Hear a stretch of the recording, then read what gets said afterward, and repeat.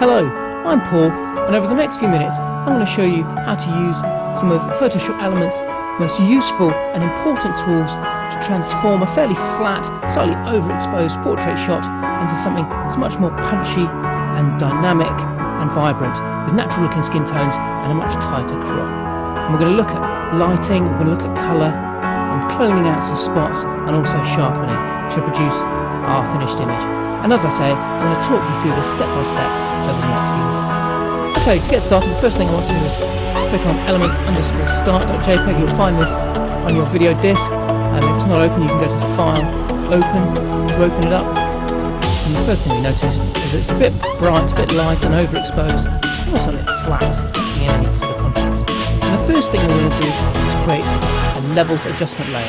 And to do that, I'm going to click on this little half wheel here. Levels from the drop-down menu. This brings up a new window which provides a histogram of our image and shows us the tonal range. And it looks reasonably healthy. It's plenty of nice bright highlights and lots of midtones, but not many dark shadows. This one tails off before it gets to the shallow end, so it needs a darker dark grey midtone here rather than black. So to boost contrast, you can actually make some of these grey midtones here at the end of the histogram, make it black. And to do that, you can drag the shadow slider to the right. And you'll see as I do so, it just darkens up the shadows in the image and makes the whole thing a bit more punchy. Now, one of the clever things we can do while we're doing this, if we hold down the Alt key, like so, as we drag the slider across, you'll see the screen goes white, and as we drag it across, some colour will start to appear. And these indicate areas where the shadows are becoming so dark that they're losing any detail, they're becoming clipped.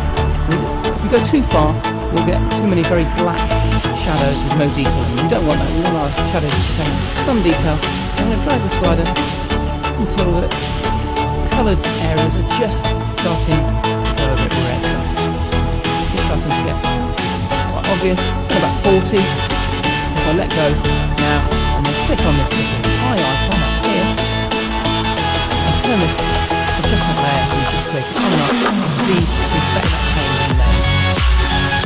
And you can see it's already made the image. Now, all the changes we're making to this histogram are being applied on a layer on top of our background layer. They're not actually affecting the pixels of our original image. They're sort of set on top, changing the way it looks. That means if we make a mistake or change things or even delete this adjustment layer, we can always go back to our original background image, our original source file here, without any changes. Now the image still looks slightly bright, the shadows healthier looking now with more contrast, but just darken the midtone slightly, just going to drag this grey midtone slider to the right, around about 0.80, something like that. If I can't quite get it, I can always type it in, like so. And you can see again that's just had the effect of just darkening the midtone slightly and making the exposure more accurate. So it's already looking much more healthy, but I'm also going to just boost the contrast slightly, make everything a bit more punchy, this time by dragging the white highlight slider here to the left. And again I can hold down the Alt key and the screen will go black, and as I drag it across you'll see these coloured patches start to appear.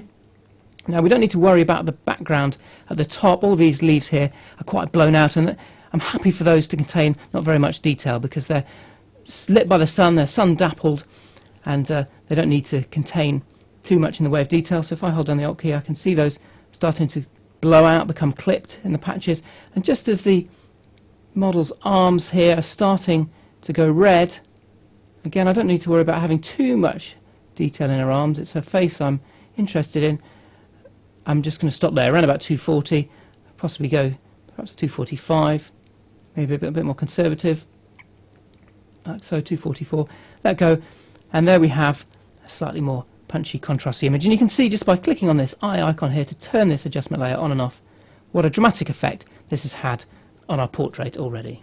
Okay, so we've looked at the lighting or levels, the tones in our image, and the next thing we want to look at is the colours and the colour balance. For my money, it looks a little bit warm and a bit on the red side. The model's complexion doesn't look quite right, doesn't look quite natural, so we're going to adjust that again by using an adjustment layer. So if we click on the half moon icon again here, and this time we're going to go to hue saturation, and we can use this to isolate specific colours in the image and to tone them down slightly.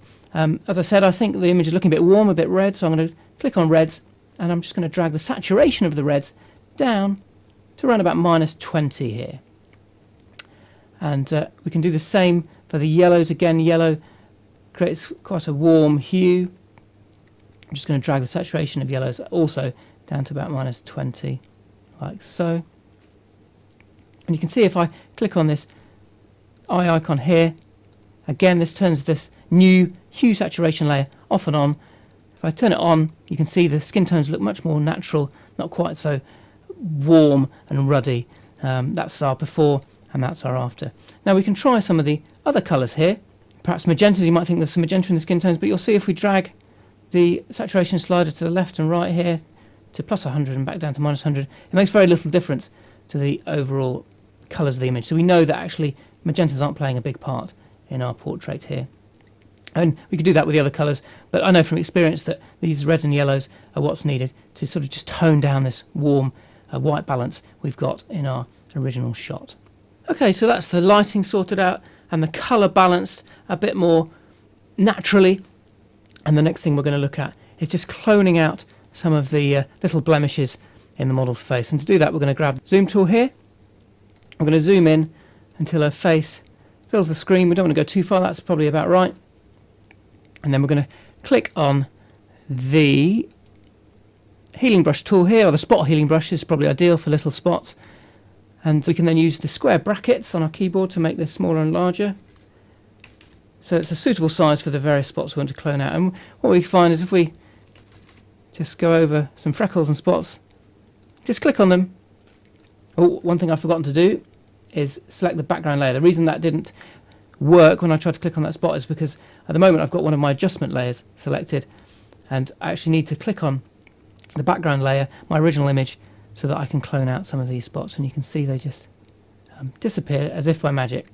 And we can just go around the image, and we can also make the circle slightly bigger, again using the square brackets. And it's very, very good, this tool, at working out what's around it. If I go back by pressing Ctrl Z, you can bring back up that little blemish there, and I can just hover over it, and it's very good at working out what's on either side of the circle and filling in the gaps to make a fairly seamless clone there. If that doesn't work, if it's cloning from the wrong areas, you can also use the clone stamp tool, which is here.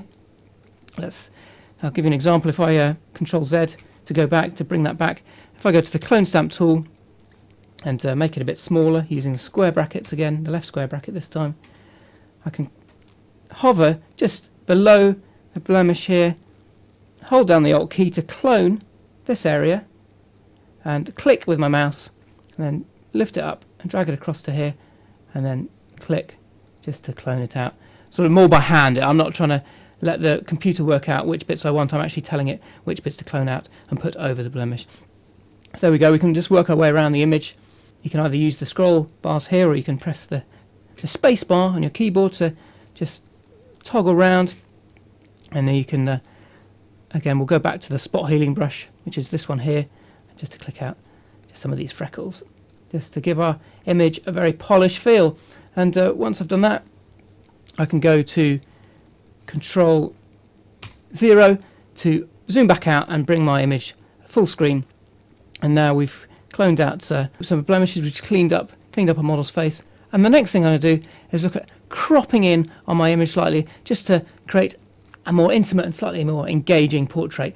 There's plenty going on in the foreground here, possibly a bit distracting, and I can certainly crop that out. And I'd like to use the model's arm to sort of frame her face a bit more and get rid of some of this top down here and possibly some of the bright background. And to do that, I'm going to select the crop tool over here, and then I'm going to go up to aspect ratio up here, click on the little triangle and select use photo ratio. And this ensures that when I make my crop, I preserve my original photo ratio.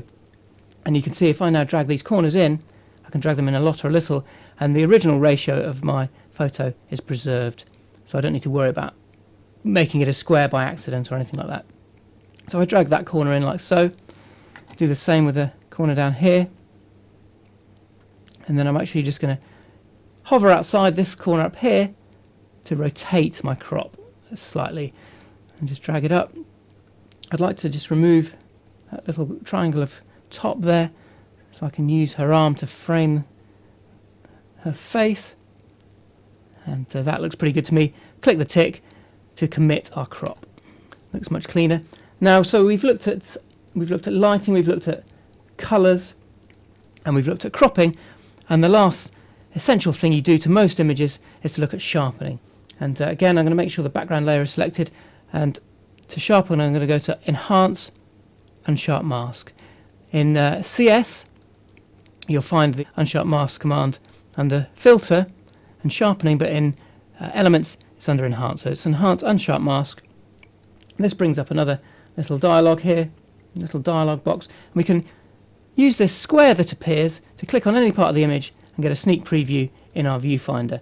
And as you can see, the eye of our model is already pretty sharp, so we don't need to do too much to it. I'm just going to drag the amount up to around about 100 just to sharpen things up, and I'm also going to drag the levels up to around about 5, and this just reduces the amount of the sharpening slightly, particularly on the sort of digital noise. So it removes some of the noise while still allowing a bit of sharpening. If I click on anywhere in this preview window here, that's before slightly soft and that's after ever so slightly sharper, and just gives a bit more punch and impact to the eyes. So there you have it, our finished portrait with the lighting, the colours, the blemishes and the sharpening and the cropping all improved. If I go up to Window just to close down the adjustments pane here, you can see my different layers, and I can just go back through these to go back through the processes we've been through. So here's our background image, slightly light, overexposed and a bit flat, and we just boosted the tones, increased the contrast using the levels, sorted out the lighting. It still looked a bit warm. We went on to sort out the colours using hue saturation before cropping and removing blemishes and sharpening. And as I say, there it is, our finished image with much more impact than our slightly lackluster original.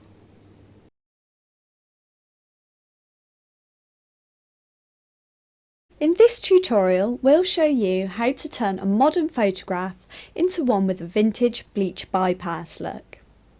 To do this, we're going to use adjustment layers to alter the tonal range of the image, and then get to grips with how best to desaturate the shot and give it a more gritty retro feel. If we take a look at our start image, you can see that it's a great shot of a very old, decaying motor car. The surroundings suit it perfectly, but the high level of colour in the shot makes it look too contemporary. By doing a few quick edits, we can get something like our finish image that looks older and more suited to the style of photograph we've taken. So, to start with, open the file, get it as large as you can on screen, and make sure that you have both the layers and adjustments panels showing. To do this, go to Window and make sure that both adjustments and layers are ticked. Then, when you're ready, press Ctrl and J to copy the background image to a new layer. To make our editing easier, we're going to change this layer name to Shadows/Highlights, as that is the adjustment that we're going to apply to it. Go to Image, choose Adjustments, and select Shadows Highlights. The default 35% works well and brings back lots of detail in these dark shadow areas on the car. We also want to move the highlights slider to 10%, as this gets rid of the shine on the bonnet here. The overall tone of the photograph is evened out and the contrast is better. Click OK to go back to the main editing window.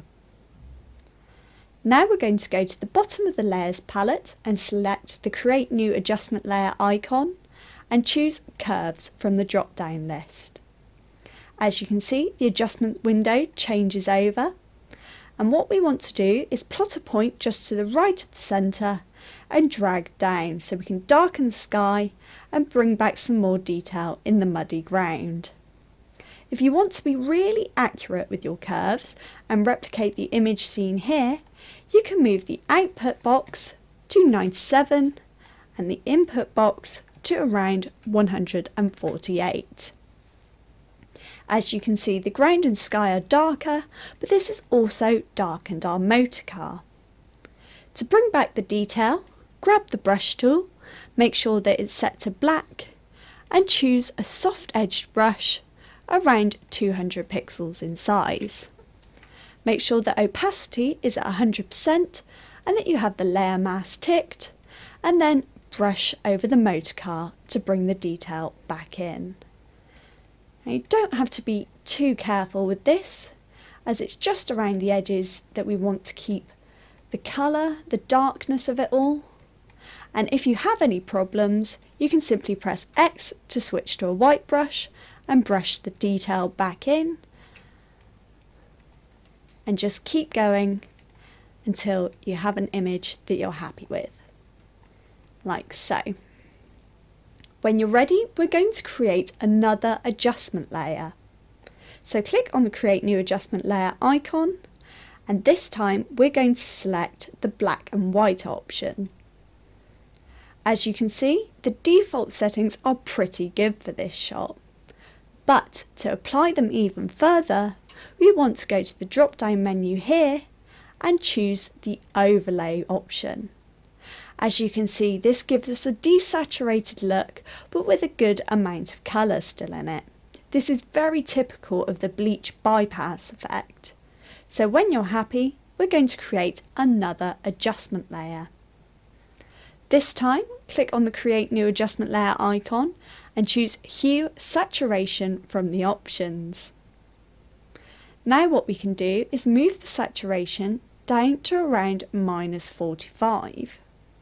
As we do this, you can see that only the primary strongest colours remain. Now this is typical of the bleach bypass look and is something that you'll see very regularly in old prints. So, if we turn these off, you can see exactly what each of our adjustments have made. The background start image is colourful, but not right. The colours are too bright and make it look too modern. By adding a shadows highlights adjustment, we've brought back some detail. By adding curves, we've darkened the sky and got the mud to look deep and dark. Adding a black and white adjustment layer and changing it to the overlay option means that we've allowed some colour through, but not all of it. Adding a hue saturation adjustment layer has desaturated the image further, and we've got a great bleached print look. It looks desaturated, gritty, and more vintage overall.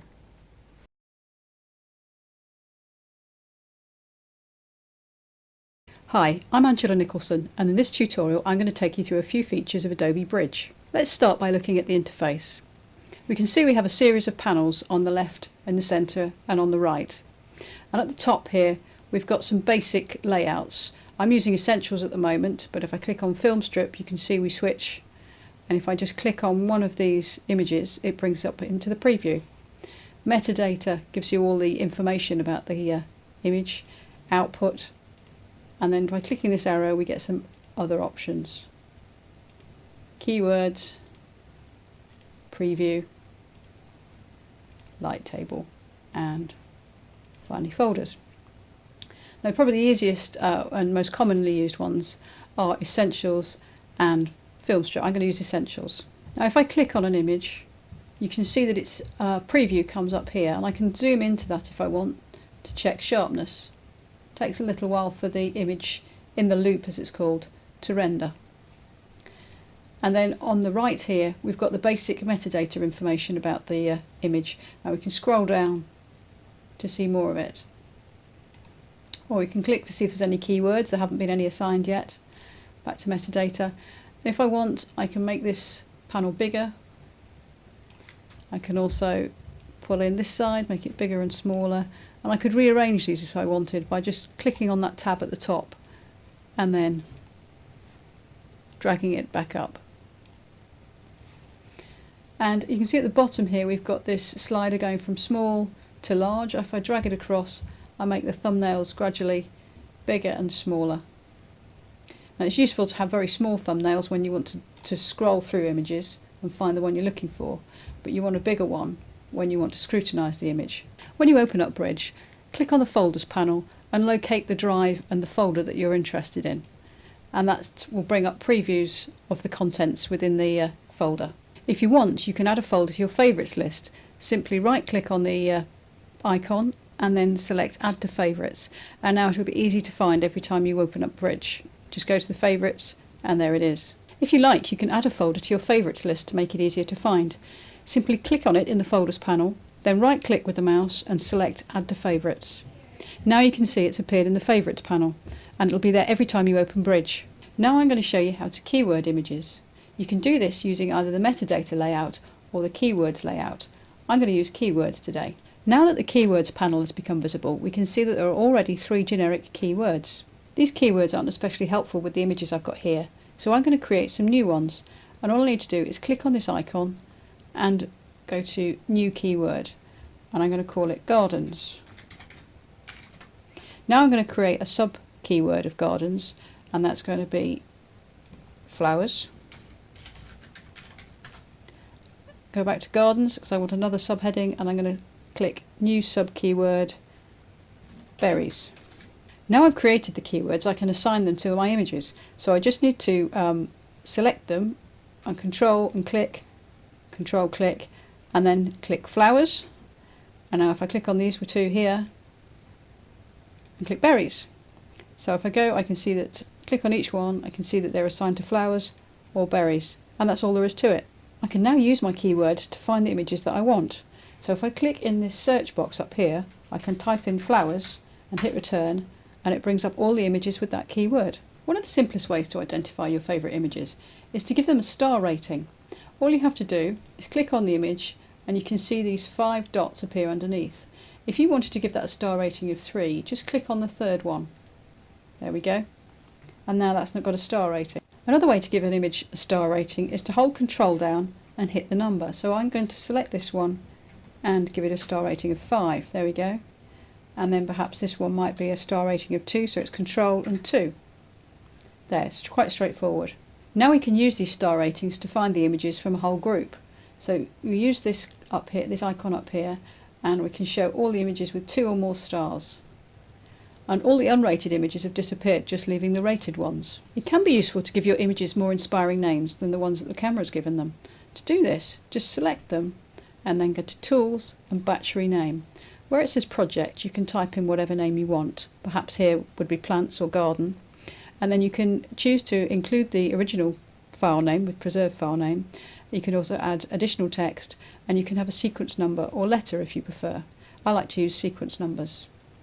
Once you've finished, just hit Rename. Editing image metadata is probably easier than you think.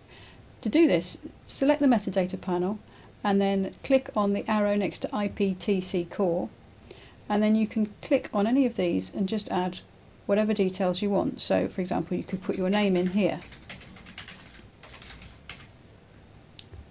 and that's it. Alternatively, you could create a metadata template that you can assign to several images. This is found under Tools and Create Metadata Template. Now, I've already typed in my name, and you could also add other details, perhaps a website address or your telephone number if you wanted people to contact you, and then just give it a name at the top so that you'll be able to recognise it in the future. Then when you want to apply it, all you have to do is select the images and go to Tools and Append Metadata, and you get the choice, and there's mine that I've already saved. That's it.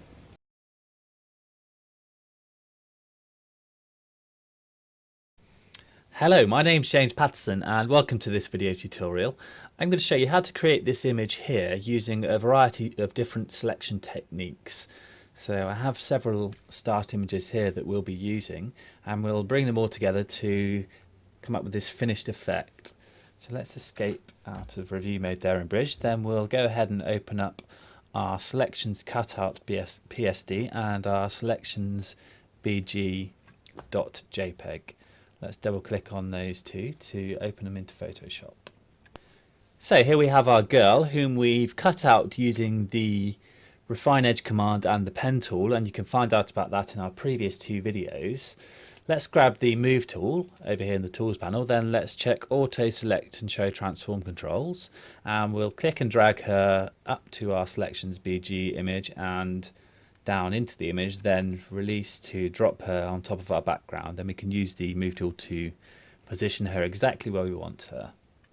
Now we're going to apply 4 different effects. We'll make some stars, we'll add some bubbles, we'll put in some smoke behind her, and then we'll also create a kind of spattered ink effect. First of all, let's add some stars. So we're going to do so by making a selection of this star you can see on her eye here. So I'm just using Command and Control and plus to zoom in, minus to zoom out, and spacebar to drag around the image. And we're going to make a selection of this star here, then turn that into a brush. So to do so, let's grab the Magic Wand tool over here in the Tools panel. Then let's zoom in a little bit closer, and we'll just click over the area of the star here to begin our selection of it. I could then hold Shift, and you can see on my icon here, my Magic Wand icon, I get a little plus sign appear next to it. If I hold Alt, I get a little minus sign, look. So if we hold Shift, we'll get the plus sign, Alt for the minus sign. And these icons appear on any of our selection tools and allow us to add or subtract from our selection.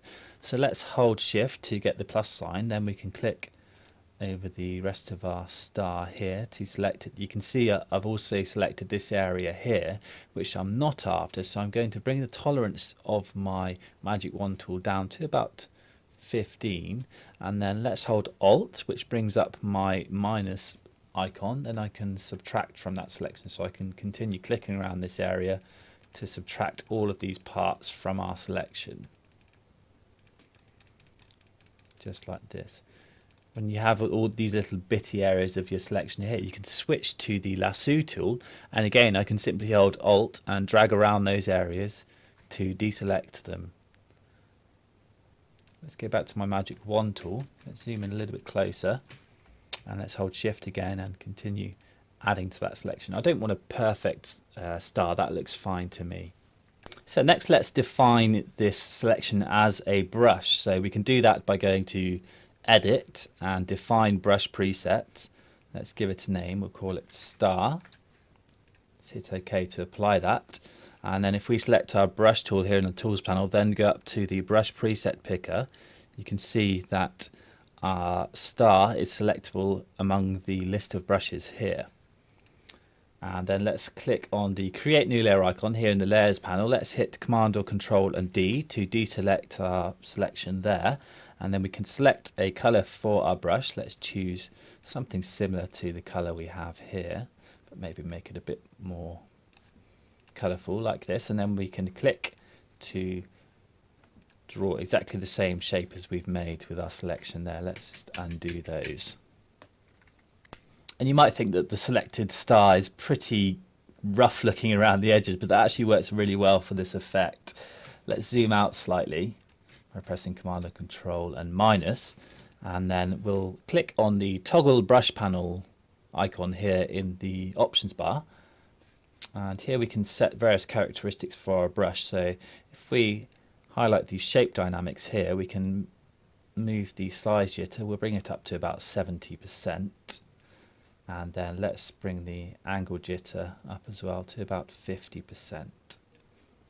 Then let's check scattering, and we can bring the scattering up something around about 260%. I'm just judging these sliders based on the preview area we see here at the bottom of the panel. Now I'm also going to check color dynamics, and we'll bring the foreground background jitter up to about 60% as well.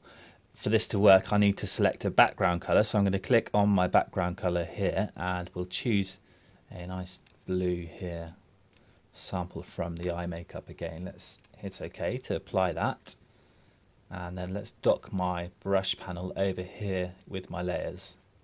In fact, let's dock them both up here with my paths. Okay, so now let's start to draw some of our stars. If we click back on our layers panel, let's make sure we're working on the empty layer that we created a few moments ago, and then let's zoom out slightly, and you can see if I begin to paint with my brush tool, I can very quickly build up this effect using those settings that we applied in the brushes panel.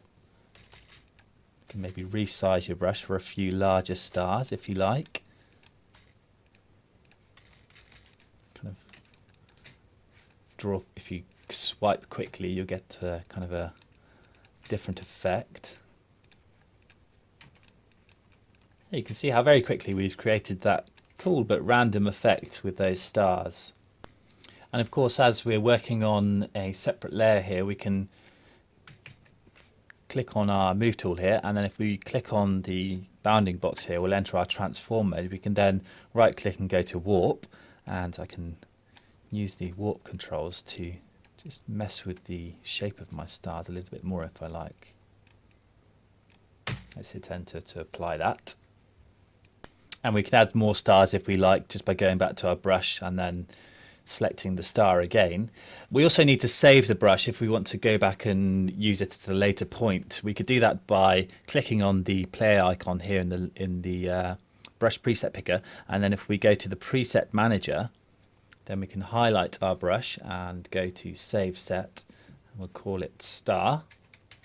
You can see I have one I made earlier here. If we click save, let's replace that one, and then let's hit done to apply that.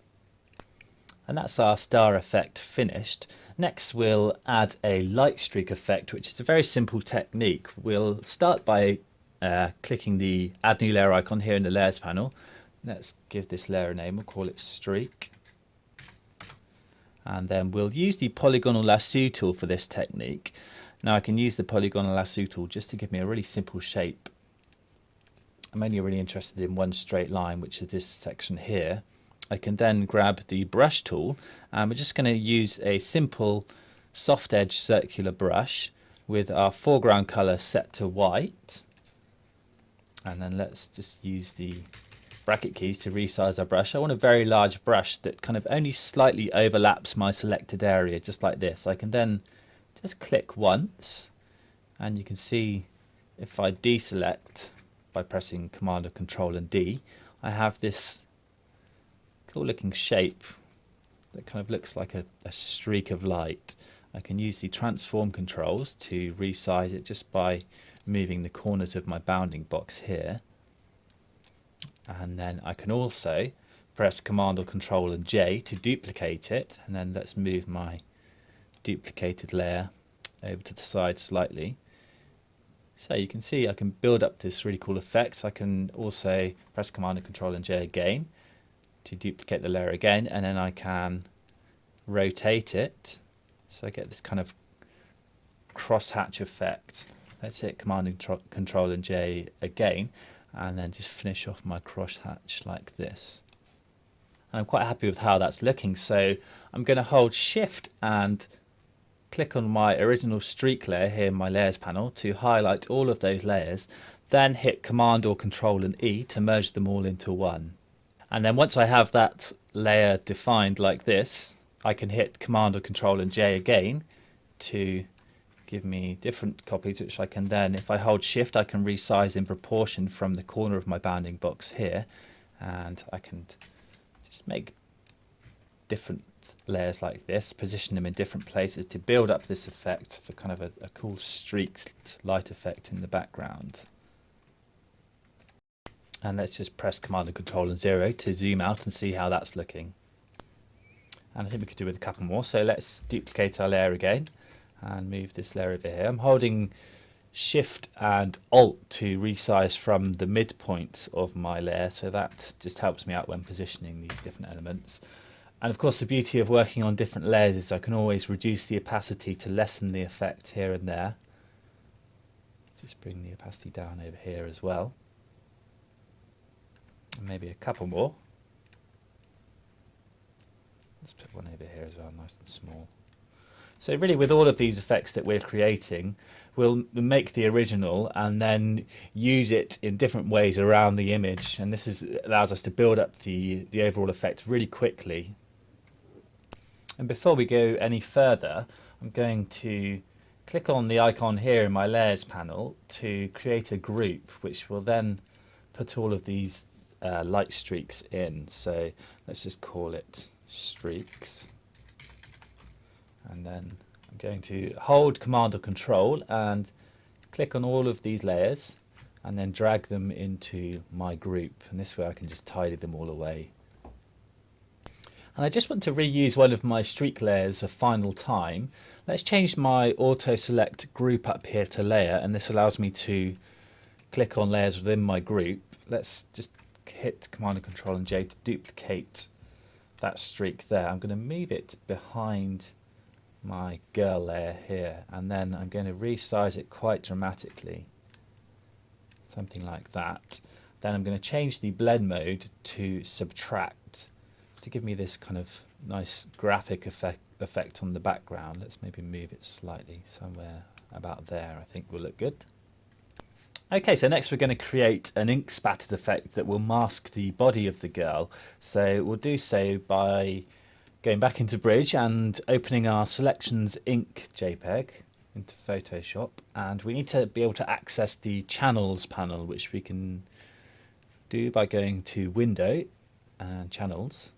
And let's dock it over here with our other panels. And I want to be able to load the luminosity of the image as a selection, which is very simple to do. Just press Command or Control, hold that, and then click on the RGB channel. And you can see that gives me a selection, if I zoom in, of all the highlight areas within the image. So I want to invert that selection so I have the shadow areas. So let's hit Command or Control, Shift and I to invert our selection. And then let's hit Command or Control and C to copy that area. Let's go back to our main image, Command or Control and V to paste that in. Let's go back to our layers and we'll drag our ink layer that we've just created up to the top of our layers stack. Let's not put it in our group, we'll put it right at the top here. Let's double click and we'll call it ink. And let's go ahead and hide that layer for now. Then we'll go back to our Selections Girl layer. Let's hit Command and Control and J to copy it, just so we have an untouched layer underneath that we'll hide, just in case we go wrong and we need to go back to it. Then let's click on the layer mask of this layer. And I'm just going to grab a brush with a black brush. We'll choose a nice soft edge brush. And I'm just going to whiz over this area here just to give me an idea of what we want to get rid of.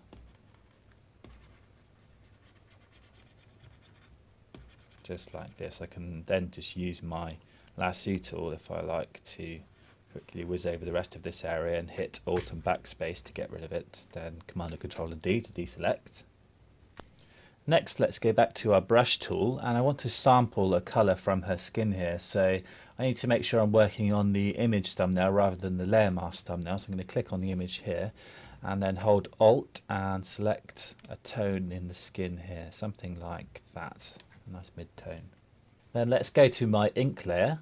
I'm going to hold Command or Control and click on that ink layer. And then I want to create a new layer above my ink layer, so I'm going to click on that to highlight it, then go and click on the Create New Layer icon here in the Layers panel. Then let's hold Alt and hit Backspace, and that will fill that new layer with the selection with my colour that we sampled from the skin there. I can then hit Command or Control and D to deselect that, and let's grab my Move tool again, and I'm going to click on the corner here and resize. Then bring this kind of spattered ink down here. Let's zoom in a little bit. So there we have the kind of start of our effect. I can then hit Command and Control and J to duplicate that layer. Let's resize slightly and angle slightly differently over here. Let's duplicate again. Make it slightly larger this time. And again. And bring over this way. So you can see I can quickly build up this effect. We can also apply a similar effect to the layer mask of our cutout girl. So to do so, we'll highlight our ink layer, let's make it active, then we'll resize it over here. Let's zoom out slightly and we'll just rotate it around this way, get it kind of positioned over an area of the chest here that we want to mask. Let's zoom in, and then if I hold Command or Control and click on that ink layer and then click on the layer mask of my Selections Girl copy layer, then hold Alt and Backspace to fill that selection with my foreground color, which is black, and that will hide that part of my layer mask. And then let's turn off my ink layer and hit Command and Control and D to deselect, and you can see how that's building up the effect. So I not only get this kind of spattered ink coming away, I also get a similar effect coming into the girl. So I'm just going to pause the video now while I continue to build up this spattered effect, and I'll come back to you when it's complete. So here you can see my finished ink spatter effect, and you may have also noticed that I've grouped all of my ink layers together into another layer group, and let's just flick that layer on and off and you can see how that's working. Next we'll add some smoke, and we can do this from an image I have here in Bridge called Selection Smoke. We'll open this into Photoshop, and we want to isolate the smoke from the background. We're going to do this using the color range command, which you can find in Select Color Range. And here I can sample different colors from within my image. So let's sample a yellow here, and you can see it gives me a display of all of the area that I'm selecting. I can then click on the middle eyedropper here to add to that selection, so I can continue clicking around the image to add more colors into my selected area. I can also adjust the fuzziness to fine-tune the selection like this. So I think somewhere around 97 looks good. Let's hit OK to apply that, and there's my selection. I'm then going to hit Command and Control and C to copy it, go back to my original image, Command and Control and V to paste it in. And that smoke's actually looking pretty good where I've dropped it in there behind my girl layer. I'm going to resize it slightly, just holding Shift and Alt as I resize to resize from my midpoint. And then let's hit Command and Control and J, and we can use duplicates of this layer just as we did with our other effects to build up the smoke around the different areas within the image. Let's just maybe rotate this, have this coming in here like this. Let's duplicate again and have a third layer maybe coming in from this angle down here. We can also, while in transform mode, go to warp after right clicking, and then we can just mess with the shape of our layers a little bit like that. Let's just do the same with this layer. Let's go to warp, just hide that pinkiness, so it's just poking out there. Next we're going to create some bubbles, which will be our final effect. We'll do this in a similar way to the stars we created earlier, so we'll define them as a brush preset. This time we're going to use a new document, so let's go to File, New, and let's just choose a preset size. Any size will do. Then let's click on the elliptical marquee tool, which you can find behind the rectangular marquee tool in the tools panel there, and we want a kind of neutral grey colour for our background, so let's click on our colours here. We'll choose a grey and then hold Alt and hit Backspace to fill our document with our foreground colour.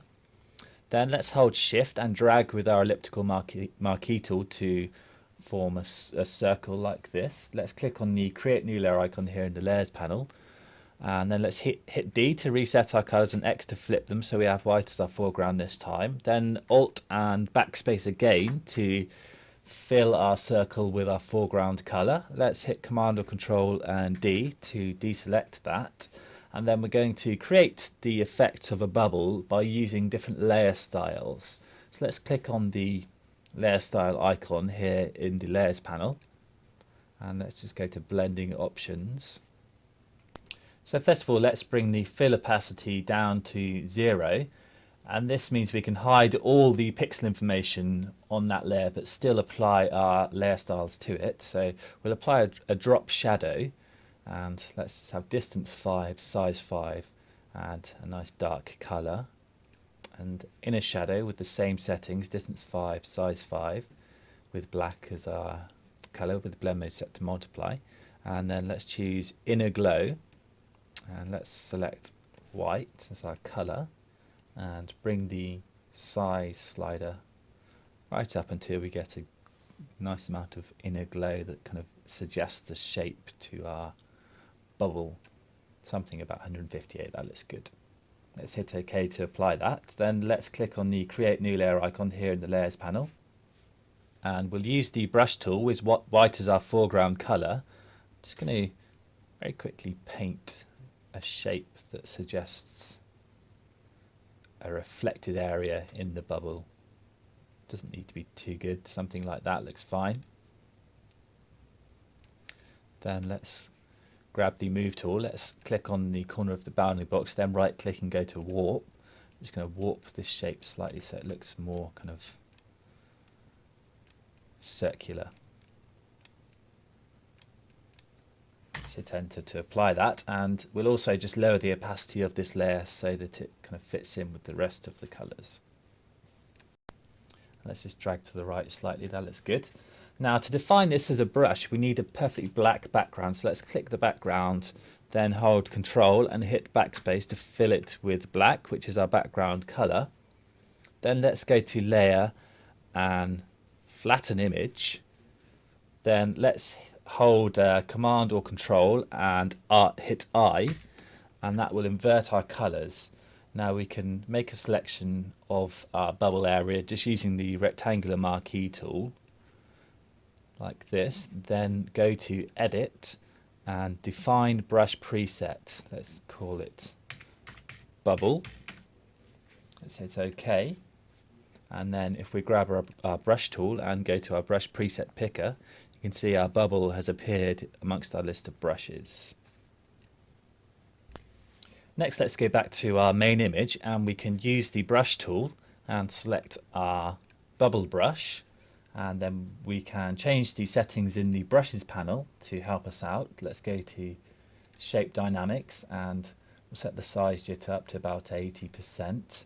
Make sure all the other sliders are set at 0. Let's go to scattering, and we can bring scattering up to wherever we like it, somewhere about 900 looks good. And then let's go back to our layers panel. We want to create a new layer for our bubbles, so let's click the new layer icon here. Let's rename it Bubbles, and then we'll use the bracket keys to resize our brush. Let's choose a colour, so maybe a nice kind of pastel blue would look good, and then let's just simply paint around the image like this, resizing our brush as we go. And you can see I can build up these bubble effects very quickly using that brush. And if you have bubbles that stray into areas where you don't want them, you simply need to add a layer mask and then paint over that area. Let's choose a normal size brush and let's just hide those bubbles around there. So that's almost our finished image. I think maybe the only thing left to do is to make some adjustments. So let's click on the adjustment layer icon, we'll choose curves, and let's just bring our adjustments over here and hide all of these. Then we'll draw an S-shaped curve just to increase the contrast and boost the colours slightly. Just like that. And I also maybe want to just boost the colours in the background, so I'm going to click on the background and add another curves layer above it, just to boost those colours in the background there, like that. And there we have it, that's the finished image. Thanks very much for watching.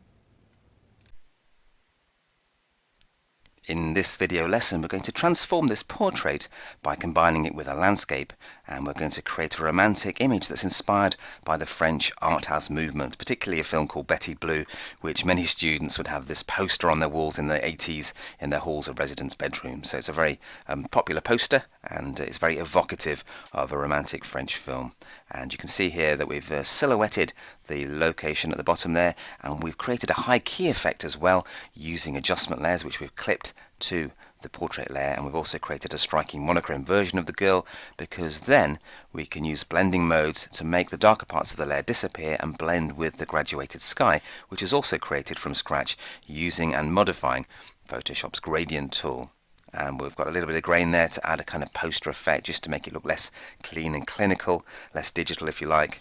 And we've also got other techniques to demonstrate as well, but let me just right click to fit on screen, and we'll go back and start by opening our portrait in the Camera Raw editor, and we'll tweak it and get it ready to be added in the main Photoshop editor. And the first thing we'll do is turn the photograph black and white, because we're going to use this very high contrast black and white version of the image to blend with our background. So let's kick off by opening our source image. The first one's going to be the portrait of the girl. You could take your own portraits if you like, and what we'll do is then turn them black and white. So let's go to File, Open, and we're going to use French Art House 1. Click Open, and because it's a Camera Raw image, it's going to open up in the Adobe Camera Raw editor, so we can maintain its quality and get the most from the image's colors and tones. And the first thing we're going to do is to turn the shot into a monochrome version.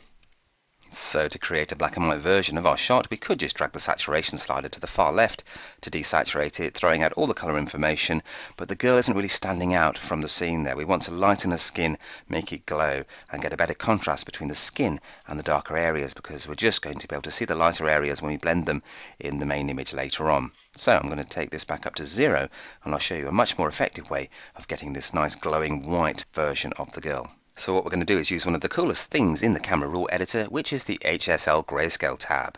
And if you click here and click Convert to Grayscale, then you can see we've got lots of coloured sliders that can help us lighten or darken equivalent colours in the shot here. For example, she's got some very warm colours to her skin tone, so to lighten the skin, the best way is just to drag the red slider to the right, and you can see the skin is beginning to glow. So around about 45 should do the trick. We don't want to go too over the top at the moment. We're going to play with the levels later in the standard editor, but this is a good starting point to make the skin stand out much more effectively from the rest of the image. It's a bit like the traditional photographic technique of putting a coloured slider over your camera lens when shooting with black and white film, and different colour sliders give you different results, like lighter or darker skies depending on the colour of the filter, for example.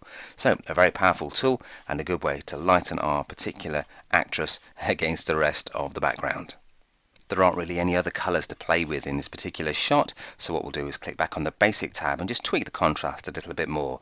I'm going to take the exposure down just to lose this little bit of background here, so around about -10 should do the trick. Very subtle exposure change, but we're going to boost the contrast to make us stand out even more by taking this up to around about 49, and that helps darken the black background and keep the skin looking a little bit lighter. So we've got our nice high contrast black and white image. I'm just going to grab the zoom tool and click to zoom in to have a look at the face. When we actually start to blend this shot with background layers, you'll actually see the lighter bits stay strong, the darker bits will become transparent. And so we want to get rid of any mid-tone areas like this spot here, for example, so it doesn't cause a hole in the face when we start to blend the layers. And to do that, we're going to use the spot removal tool. So click on it and then just click and drag over the spot, and you can then position this like so. And then it takes a sample from an adjacent bit of skin. You can always move it around to get a cleaner bit. You may find it samples something like a bit of the wrist there, so you can fine tune the position, and there is an easy way to get rid of the spot. There might be another one here that we can click and drag over. And don't go mad with this, because it's the character of the person to have these features, but for the technique we're going to use, it's good to get a nice evenly lit skin, and that's a good way of tidying things up a little bit. So Z for the zoom tool, right click, fit in view, and there's our edited shot ready to take into the standard Photoshop editor and blend with the other source image. So we're finished with RAW. Click Open Image, and it will open up in the Camera Raw editor once it's read the file and translated it into something that we can then process using the variety of tools and techniques in the main Photoshop editor. So there's our shot. Let me just right click to fit on screen, and we're now going to open and tweak the second image, which is the landscape, and that's French Art House 2. Click Open, and that again will open up in the Camera Raw editor, and it's going to be a quick job, this one. We're going to just crush the blacks to make them more mysterious by dragging them to the right, and this will give us more of a silhouette effect, and it just creates a more romantic looking image and makes the sky contrast more against the rest of the shot down here. We can also see the tent still, so we'll just keep the tent details there because it gives us somewhere to go to in the image, somewhere for the characters to occupy, if you like. So once you've taken that to around about 21, click Open Image, and you now have two source images which we're going to combine together to create our poster. Before we do that, we're going to place them into a brand new image which we'll create from scratch using the main menu command. So here's our second image. Let's go to File, New, and create a new blank canvas for our work. As this is going to be a poster, it makes sense that we might want to print it, so let's choose a size that's a bit more sensible, like inches. If we set that to a size of 14.4 inches in width, you can just type in the values here, and we can make the height 21.6 inches high, and we'll set the resolution a bit higher as well so we get a nice high quality printout. 240 pixels per inch should do the trick. Then click OK to create your new canvas, and then Z for the zoom tool, right click inside there and fit on screen. Make sure you've targeted layer 1, and what we'll do is we'll go to edit and we'll choose fill and just fill the whole thing with black because the top of the shot and the bottom are going to be black. To add the landscape to our poster, let's go to French Art House 2 and choose Ctrl A to select all. You can see the selection around the edge there. Ctrl C to copy, and then go back to Untitled, and Ctrl V will paste that landscape into the main canvas. You can then grab the Move tool to reposition it, and if you press Ctrl T, you get the Transform tool. If you hold Shift, you can constrain it without actually distorting it as you scale it down. Just drag in the corner handles here, then drag down to around about here. Leave a bit of black at the bottom there so we've got space for text, and then hit Return to apply the transformation, and you'll see the transform icons disappear around the edge there. The handles have gone, and now the shot is in position. We can still reposition it and fine tune it quite happily using the Move tool until it's in a position like that. And then what we're going to do is click down here to add a layer mask, because we're going to use a gradient to make the top of the sky begin to fade away into the black background. So click here to select the gradient, or press G, and then pop up to the gradient picker and make sure you've got the foreground to background selected, which gives you a nice black through grey to white gradient. Click here to select a linear gradient, click on the mask, and make sure that it's got a white foreground colour, a black background colour here. You can always swap them around if not.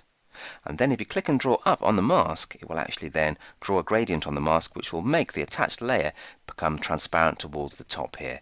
You can click and redraw again a little bit lower if you want to get less sky, and fine tune things until you've got the kind of effect that you want, because we want the sky to be gently blending in with the rest of the image. That can do for starters, but we can always fine tune it later, because that's the joy of layer masks. They're non-destructive and the image is still accessible if we need it. To enhance our sky with a bit of yellow, what we're going to do is click here to create a new layer, and then click in the foreground colour, and we're going to choose a nice vibrant yellow. You can type in the values we use for the tutorial here by typing in 211 for the reds, and then 154 for the greens, and you can leave it 0 for the blues. Click OK, and that's a nice warm sunset yellow. Make sure with the gradient tool selected that you go to foreground to transparent, because we want it to blend with a transparent background. You can then draw a marquee around the area where you want this gradient to happen. Something like that should do the trick. Then grab the gradient tool again, click on layer 3, and then click and draw up to draw this yellow gradient fading away towards the top, like so. Then press Ctrl D to deselect the marquee, and to get the gradient to blend with the other colours, set the blending mode of that layer down here to colour, and that gives you a very dramatic look there. It's a little bit too over the top, so take it down to around about 79% for a more subtle gradient effect. And now for some more complicated gradient editing to create the graduated blue to black sky. To do that, again create a new layer, grab the gradient tool, and what we're going to do now is pop up to the gradient editor, and we're going to choose foreground to transparent to start off with, and now we're going to modify the colours to create the nice light blue to dark blue to black gradient. All gradients are created with colour stops like this one here, so we click on that, we can click on the colour option, and we can create a nice blue colour by typing in 98 for the reds, and then go down to the greens and type in 188, and down to the blues and choose 249. That'll give us a light blue for this first colour stop, so click OK to change that. Then to create another gradient, another colour, just click in the middle here and another stop appears. Click here and we can create our darker sky blue by typing in a red of 21, a green of 41, and a blue of 138, and that will give us a nice dark rich blue when we click OK. And now you can see that the gradient's going all the way through to here. The third gradient here is going to be a black stop, so we click here, click on colour, and then choose a nice dark black from here. Click OK, and there is a gradient from light blue to dark blue to black. Click OK to apply the changes. Next thing to do is to drag this new layer below these other two layers, and then make sure you've got the gradient tool selected. Click and draw from around about here up to the top, not quite as far up to the top there because we want some of the black at the top there to be visible, and then go down through the darker blue to the lighter blue. There's not enough lighter blue here, so what I'm going to do is draw a slightly taller gradient towards the top. There you go, so we should now have the lighter blue coming out of the clouds, going to darker, and then going to black. Press D to set the foreground colour to its default black. Click on this layer here, grab the brush tool by pressing B or clicking here, and then choose a brush tip like this, and then you can click and spray over this area here just to hide the light blue bit of the gradient from the layer below, and then that helps blend the black colour from the bottom here into the black of the silhouette. And there's our finished dramatic sky background with a bit of landscape at the bottom, a lovely gradient there. We're now going to add our character to this dramatic romantic backdrop. To add our heroine to the shot, let's press Ctrl Tab to cycle to the source image we edited earlier, and then Ctrl A to select all, Ctrl C to copy, Ctrl Tab cycles us back through our files, Ctrl V pastes in our model or actress, and Ctrl T gets the free transform tool handles up. Then if you hold the Shift key down, you can drag it down. Look at the width and height in the options bar there. Around about 75% should do the trick. That'll do. Hit return to apply the change, and then drag inside the image to position it with the move tool. There we go. And what I'm going to do now is just quickly get rid of some of the edges here by using the polygonal lasso, and I can just click and place a few points around her edge just to get rid of the chair. We can fine tune that later with the eraser. I'm just interested in her head and shoulders really. Click to place the last point on the first, then select inverse to get rid of the edge of the frame by hitting the backspace key. Then Ctrl D to deselect. And then of course she looks very rough and ready, so if we set her blending mode to lighten, then it looks much more effective because the darker bits disappear and they blend with the gradient in the background. Now you can still see a hint of the background there, so we need to create a much more high contrast version of her so we have her standing out much more dramatically. And to do that we're going to create an adjustment layer. So let me just drag that up for the moment to make more space. Click here and we're going to choose levels because that's a great way of editing tones. I'm also using levels because if you're using Photoshop Elements you can follow on with the settings here. If I used curves then you wouldn't have access to those. Now if we adjust the levels here, we'll also change the levels in the rest of the shot, which we don't want to do. So what we'll do is press the Alt key between the 2 points here, between layer 5 and levels 1, and that clips the adjustment layer to layer 5 here and doesn't touch anything else. So we can then start to darken things by dragging the black slider to the right to around about 57, and you can see the blacks are getting much darker and therefore some of the areas are disappearing more effectively. So if you take that up to around about 57 should do the trick. I'm trying to keep this consistent with the magazine version of the tutorial. And then we're going to brighten the highlights and make her skin stand out even more by remapping the brightest parts by dragging this slider to the left to around about 133. So you've got this really dramatically clipped and blown out effect. It's very, very over the top in a sense, but we're trying to mimic the original Betty Blue poster, which does have a very white high key effect on the skin. So about 134 should get the effect that we want. And we can play with the midtones as well to just subtly change the blend by taking these and dragging them to about 1.80 or so. There you go. And there's our very striking French poster. Click here to create a new layer to add some noise to it. We're going to first of all fill that with grey, so go to Edit, Fill, 50% grey, and then go to Filter, Noise, and choose Add Noise, and 10% should give you a nice grainy texture.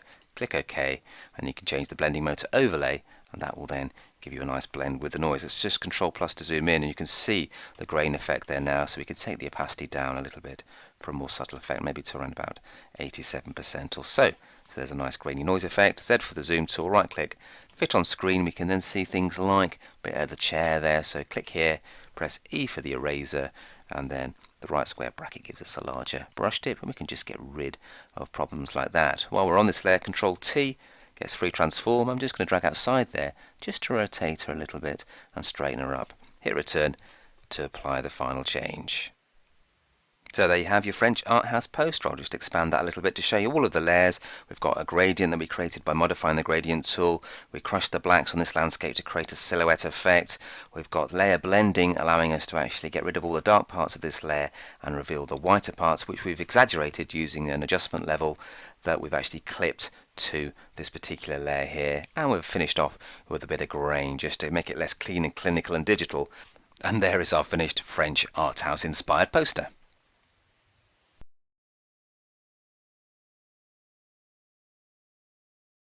In this video we're going to take the photo on the left here and transform it into a gouache treatment. Gouache is a form of opaque watercolour, a bit like poster paint.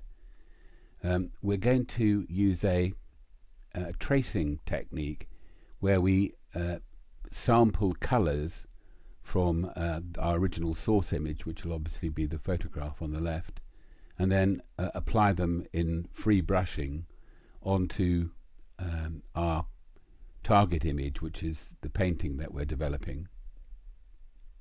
We'll be using a pencil outline to help us locate our brushstrokes initially, and then we will also use a technique where simply we reduce the opacity of our painted image so that we can see through to the source image below. Sounds complicated, but it isn't, and you'll quickly get the hang of it.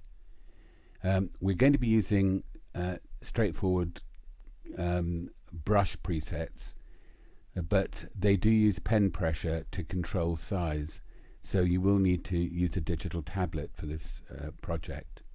I'm using an Intuos 4 Wacom tablet. Don't be too put off by the free brushing. You'll get the hang of it. I think probably the most difficult element is undertaking these quite long curves, which can be tricky. But if they don't work out for you, then simply erase them and have another go. That's one of the great joys of digital painting. Okay, let's get started. So I've closed down our painted image and reopened up again our tools panel and our panels on the right. We're going to be using our layers panel and tool presets for this, and we're going to be using, as I said, the brush tool here on the left, and we're going to be using brush tool presets. There aren't any loaded at the moment, but one of the first things we're going to do is to load some. With the starting photo loaded, the starting photo is on the disk. Let's load the custom brushes, the preset brushes that we've got also on the disk. With the brush tool open here on the tools panel, come up to the options bar and to the tool picker. You can see that there are 3 tools there already. These are default tools, which we can get rid of in a second. But come over to the flyout menu, come down to load tool presets, and on the disk find DC Gouache tool preset CS5. Make that active and load. And then here, now you can see they've been loaded into our tools picker. Delete these particular presets because they'll just get in the way. We don't need them. Next we're going to duplicate our starting image, and from the duplicated layer we're going to create a pencil outline which we can project on top of our layer and have it always available to help steer any painting. So let's duplicate our background layer and let's call it line.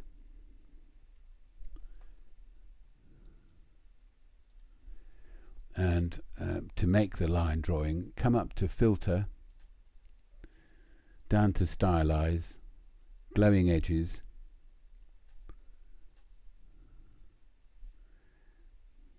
you can see it here just,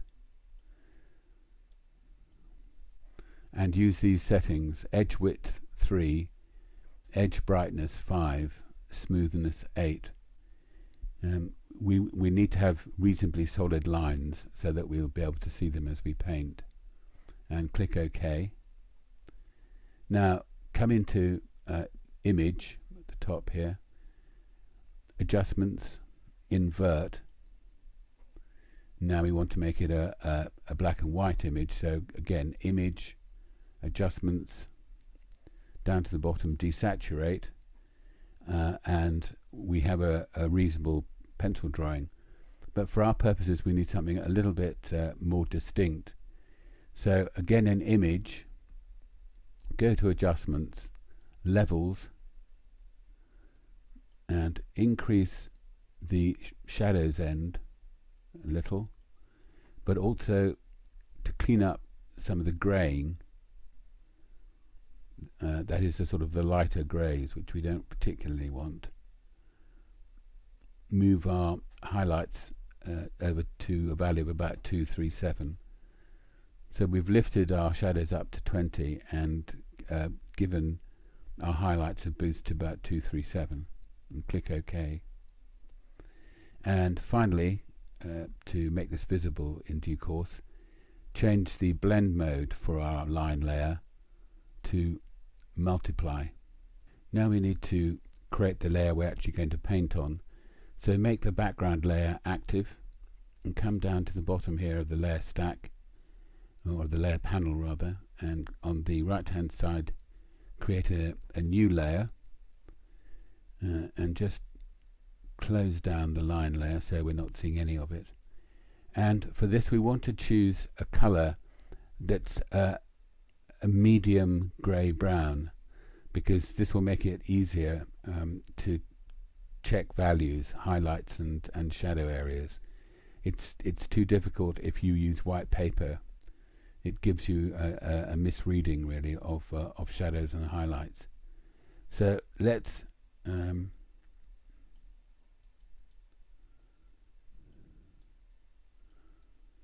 it's not essential we get this exactly right, but I think something around there will be pretty good. Click OK, and now we've got our blank layer active. We can fill that with the color we've just set up. That's fine. And now if we make visible our line layer here, you can see that we can now see where to paint. And of course when we paint into the brown, it won't obscure the line drawing because the line drawing is sitting on a layer above it. Now before we start painting, I just want to make the tools presets a floating panel so we can put it where we want it, and we do that very easily. You can see you just hold on the tool presets tab and pull it, and this also means that we can get a bit more room for our layers. You can put that there. It's not essential where we put it, but that's fine. You can move it anywhere we want, but I'm going to probably leave it on the right here because there's not much room to paint with. Let's just move it up. That's it. Now to the painting. The approach we're going to take on the painting is to block in initially all the areas. So we're not going to just concentrate on one area. We're going to sample an overall color for a number of areas and then block those areas in. The areas we're going to be going for are the background, which is very important, the turban here, an overall skin color which will, remember, go underneath the beard, and the shirt. And these will not have any initially any value changes in the more shapes. This is just to give us a background to work against. And it's worth saying now that bear in mind throughout this that some things are going to be in front of others in the picture, so that the order that we paint them can be quite important. I mean, to give you an example, we don't really want to settle on the beard, for example, at an early stage of the picture.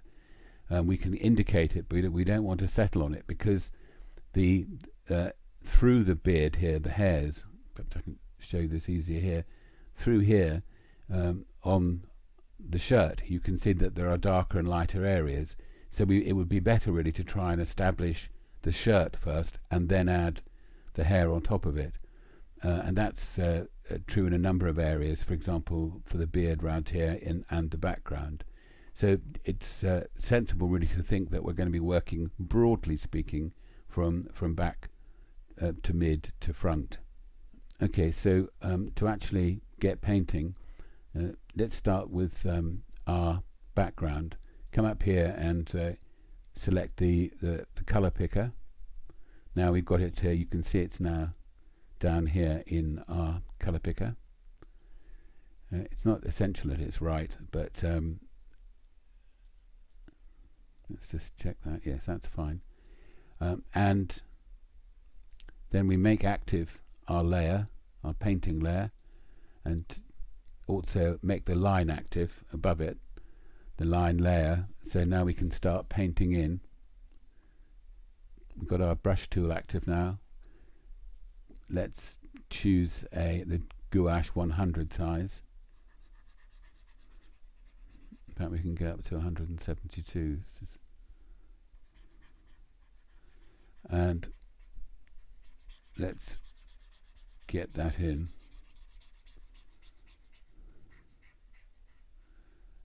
Don't have to be exact. What you'll find as you do this is you get very familiar with the features, because the process is one of comparing all the time as we paint, as we select colours to put on top of other colours on our painted image. You'll be switching back and forth all the time from the painting you're working on down to the original photograph. Now let's put it over here too on the right hand side. It's worth indicating now at an early stage too that very useful, as you will find in CS5, is the ability to rotate the canvas. I'll just show you quickly while I'm here where that is. Come up to the hand tool, and it's the rotate view tool there, and that's extremely useful, particularly when you come to doing these curves, because it's much easier to make your hand move. At least I find it's easier to make it move in certain arcs than in others. So here we are blocking in. I mean, there's very little value change here, so it's very simple to do this. And while we're here, let's put in our yellow. So if we come back here, you can see there's a yellow area, and I don't mind using getting a bit of help with this. So let's use the select tool and bring it across. So you can see we've encompassed that that sort of rectangle of colour behind the head, and come down and select from here our yellow. You can see it down here, sort of mustardy colour. Bring it brush, make a painted image active, and just drop this in. Again, we're not looking for perfection at this stage. We're just really trying to block it in, and it doesn't matter actually if there are one or two imperfections in your rectangular block on the left hand side, because it makes it look a little bit more painterly. Having said that, I'll probably end up painting it all in, but it looks a little better if it's looks a little more painterly. And you can see here I'm adding yellow here, which is actually below the beard, and most of that will be covered up with further work on the beard hair later on. So let's deselect that. Then you can see over here we've got another area of colour which I'm going to also incorporate.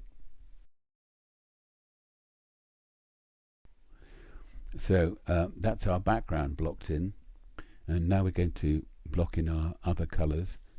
So we want to make sure the line and painting layer are not active.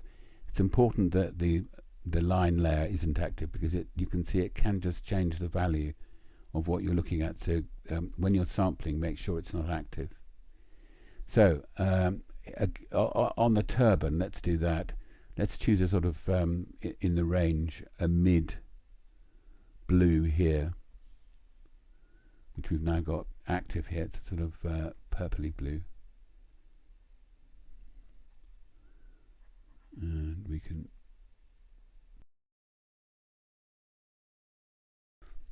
so that's the turban done. The face is next. So again, we make invisible, and let's sample. It's difficult to choose a color and value. Let's go for something around that. It's in the middle range, really. It's not dark as it is here, and it's not as light as it is here on the end of the nose. So we're going for something around there. You can see now it's active in the color picker. So make our lines visible and make our painting layer active.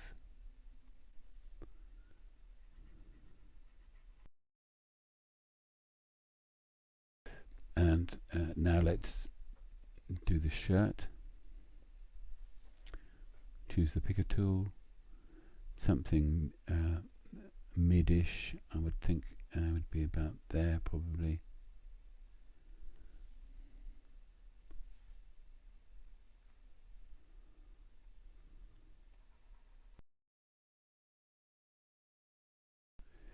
So that's our background colours done. Now we can start to bring in some of the detail. I'm going to start with the eyes here and get them fairly well worked up, along probably with the nose, because they're so important to the look of the face. It's good to get them established early on, I think. Okay, let's first of all call our layer 1 something. Let's call it painting 1.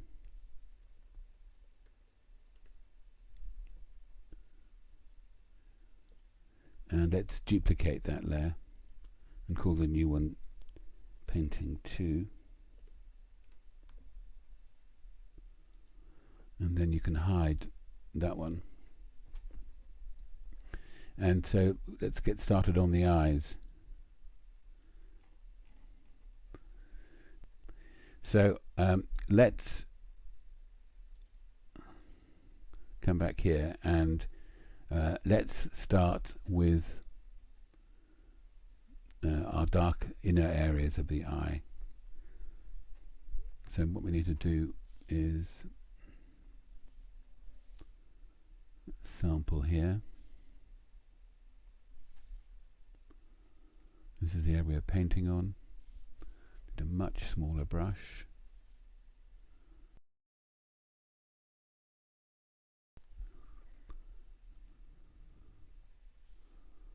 Now,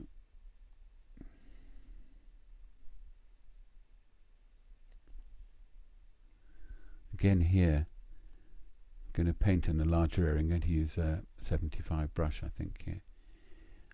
Remember that there's skin underneath the eyebrows, so we want to bring up our colour here for the skin underneath the eyebrows, because the eyebrows, like the beard, will be added in detail later on. Now here I'm going to reduce the opacity slightly so I can see more clearly where things are happening. And this is actually a much darker colour than this, but I just want to bring it over and use this to help bring the picture together here in this area.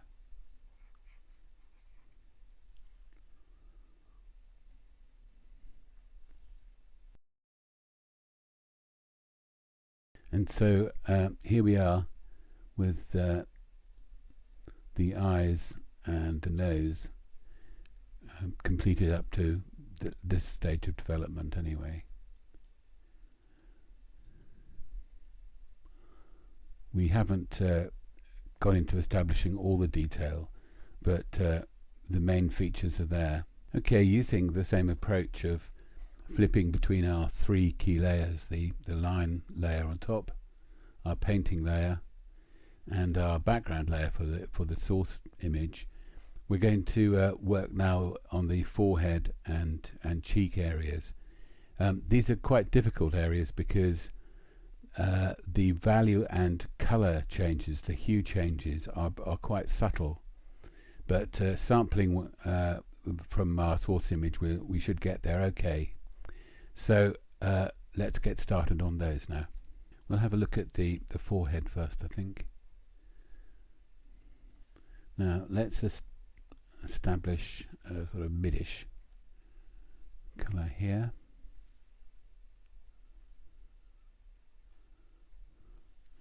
The drawing here is very helpful because we can see where the brow lines are.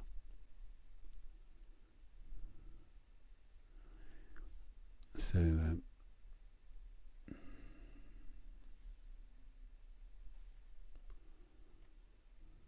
yeah, we can just broadly put those in, I think.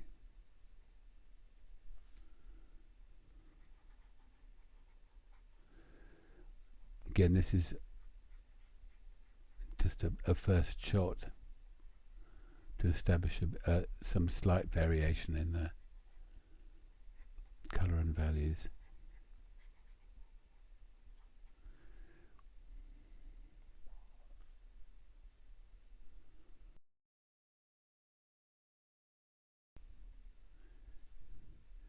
You'll have noticed, of course, that there aren't any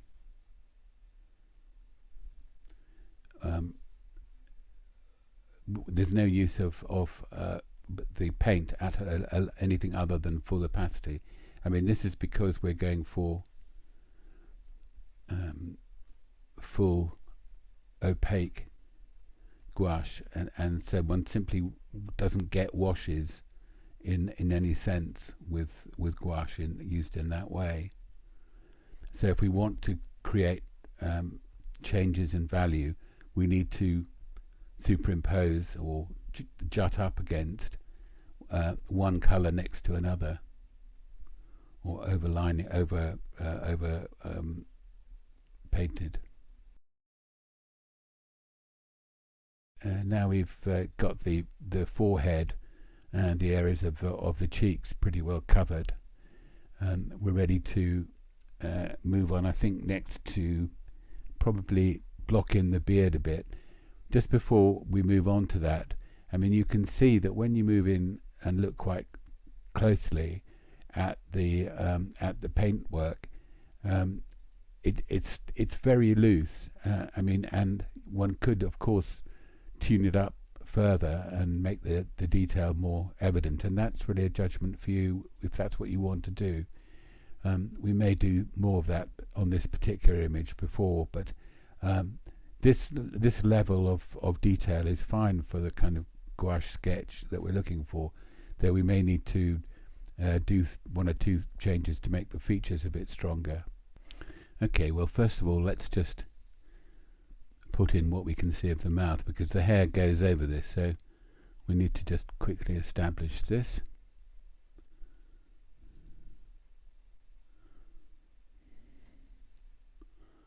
I'm just checking how much room for manoeuvre. Let's get this dark tone in first of all. Use 25 for this.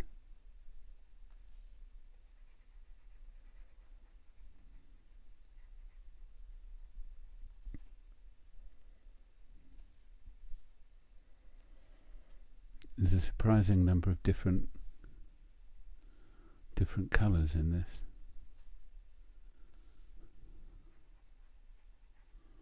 See, I'm painting straight through that hair, because we can do that again when we come to paint the hair, the beard, or the moustache actually in this case.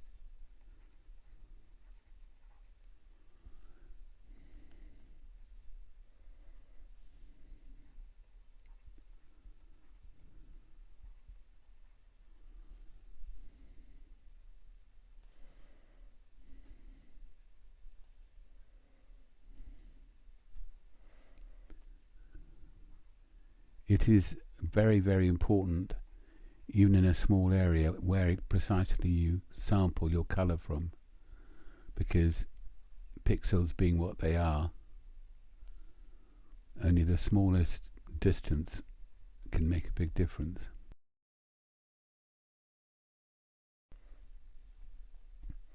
Yeah, we can start on the beard now. Let's pull out a bit here and start sampling our blocks. So we're going to use quite a large brush for this, I think. Maybe too big.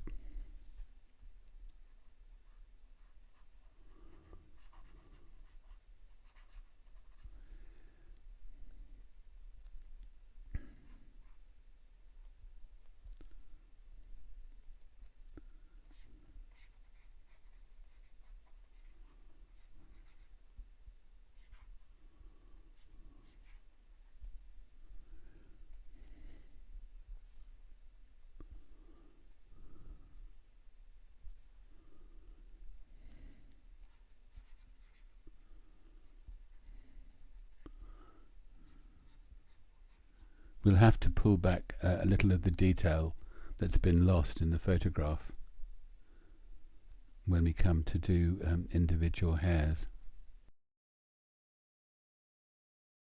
So now we have the beard blocked in.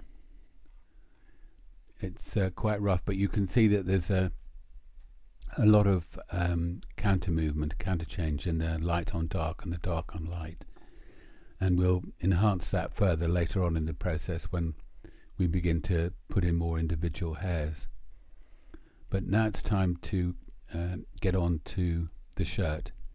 With the shirt, the approach is going to be to block in the folds using different values and colours, and then add the thicker blue line later on, which will help suggest the contours. But first of all, it's just a question of blocking in the various colours to get a sense of the planes. So let's go in a bit nearer. It's too much.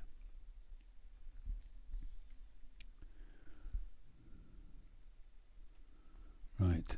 It doesn't really matter where we start, but let's start there.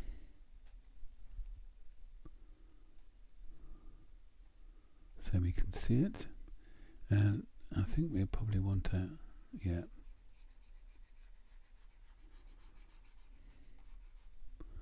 We might give ourselves a little bit more of a.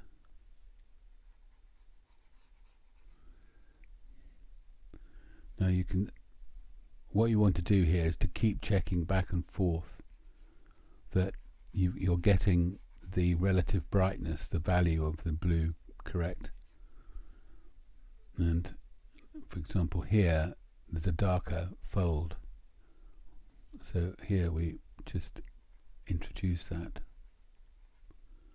and here too, and then you can see that you get that variation.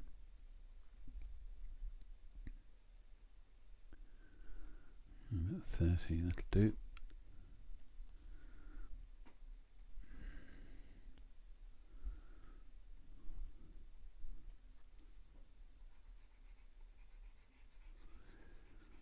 This is a good process to do listening to a book on the radio. Just in the thing is, it will take the time it takes, really.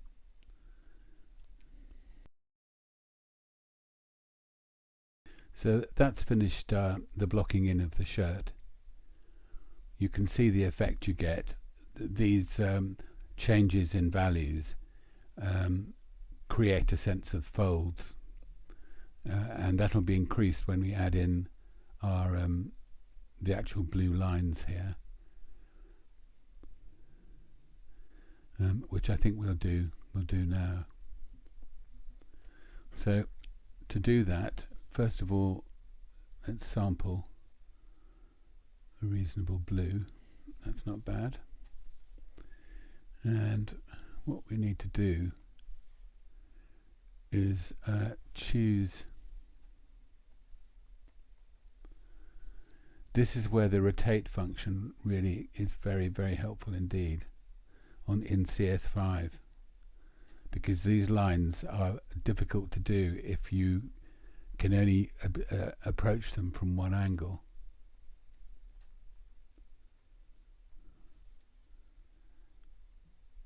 I just want to, this is a trial run to see how blue that is. Yeah, that's probably fine, I think.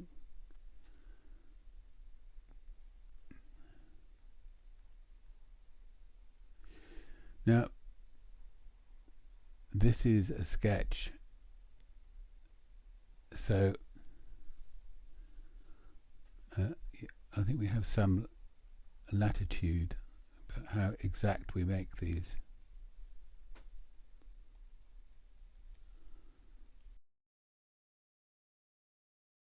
And here's the picture completed, or shirts completed, with the stripes.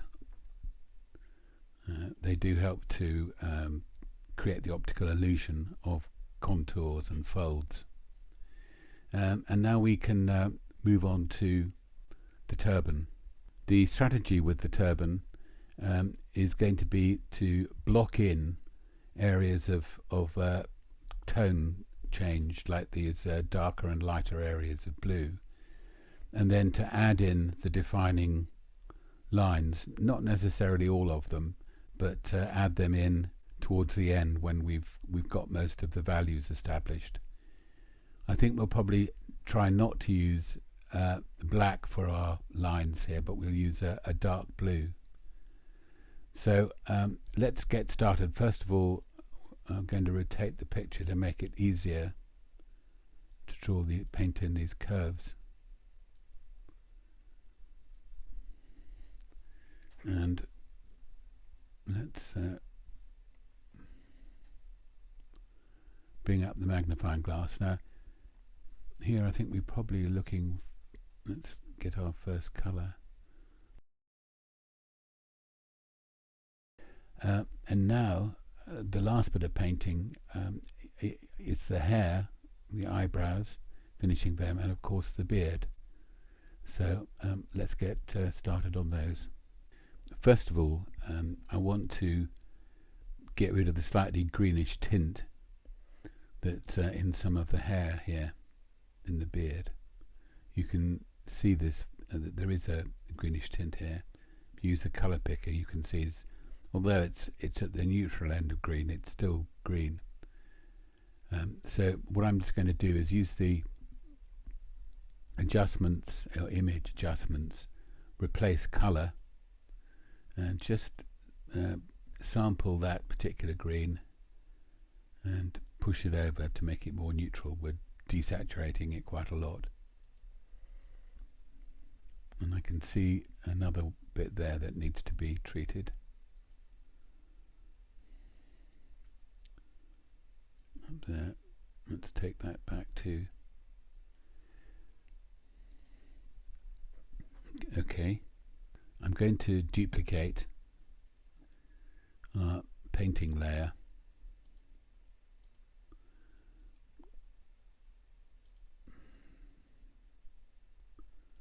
Call it painting 3. And this is just for protection against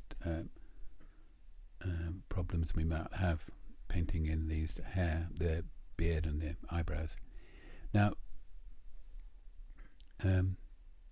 the brush sizes I think we want are primarily set, both for the beard and the eyebrows, are 4 and 7. These ones up here. So let's have a look at these, because you can't entirely achieve this effect simply by trying to copy exactly what's underneath. You have to do some freehand brushing, I think, here. So let's start over here with this eyebrow and pick up that it's quite a dark tone. And I think let's use 4.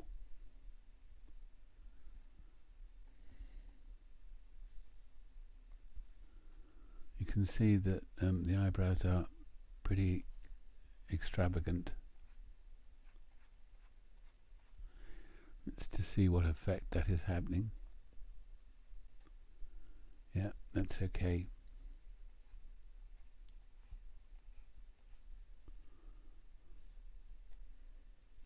So here we've got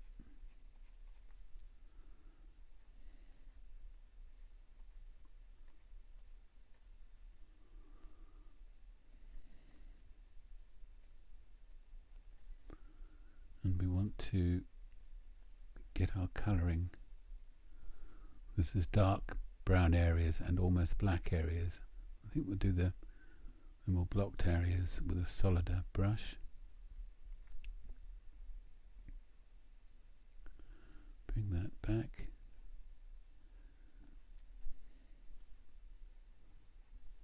We'll do the same sort of work to the other eyebrow, and I'll come back when I've finished that. So I've finished the other eyebrow.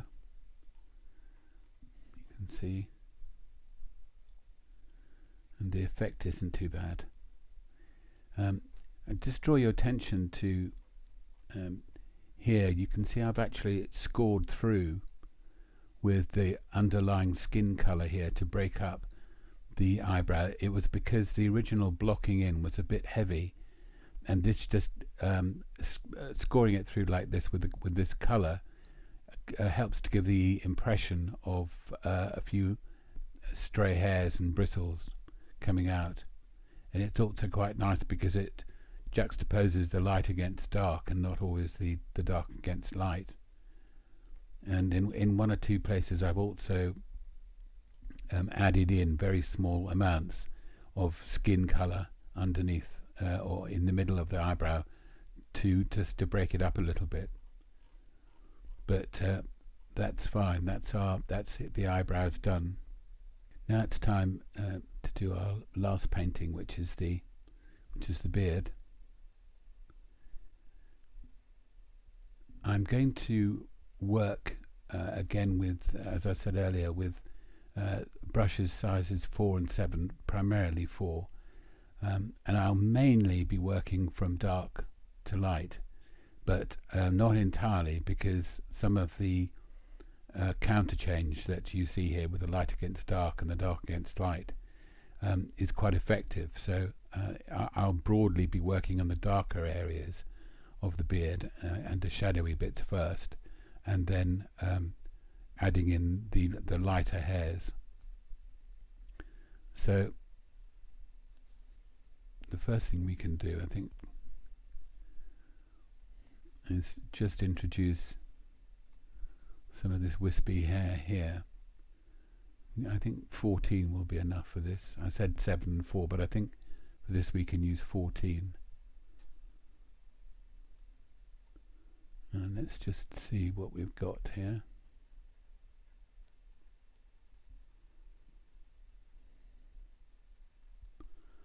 It's always a good idea to double check what this looks like.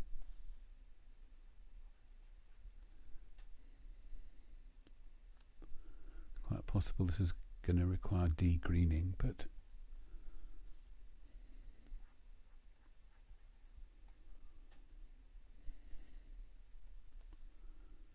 now I can just see some lighter grey here, or green in fact. What I'm going to do is to sample some of the grayer colour here without the green tinge, and just use that in, because there's a nice bit of grey here against the background. While I'm here, actually, I can just clean this up. In fact, I might add in a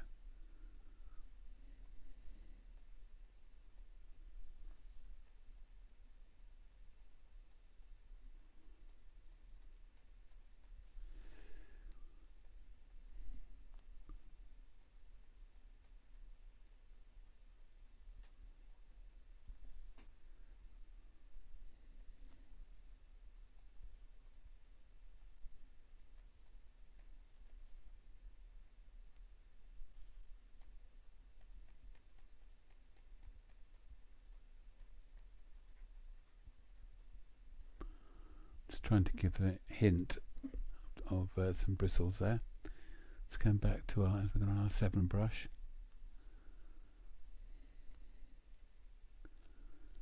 And here, let's do these lower.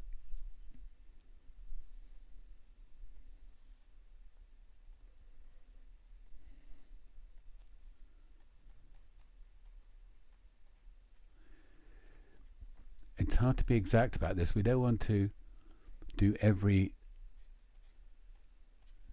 single hair, but we need to do enough to make them have presence.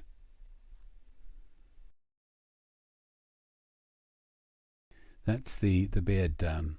Now you can have a bit of a close-up look at it. Again, here and there, it doesn't show from a distance, but I've added in some skin colour just where I thought the beard needed to be broken up a little bit, and here too. It's a good workaround. Another assistance really is using the burn and dodge tools over here to darken and lighten bits of the beard without having to add a lot more individual bristles. I haven't actually used it on this occasion, but it's quite a good tool to use.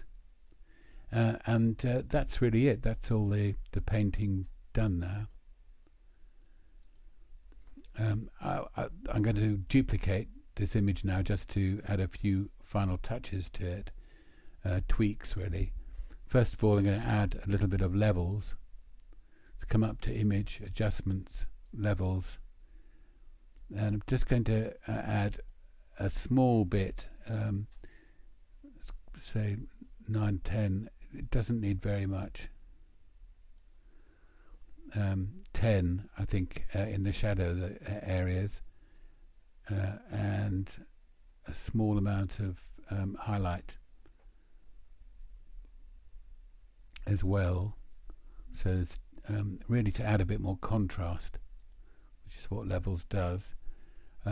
Now I'm going to add a bit of sharpening. So it's filter, sharpen, unsharp mask, and I think that will be fine. The amount is 44%, the radius is 1.7, and the threshold is 0. And that is it.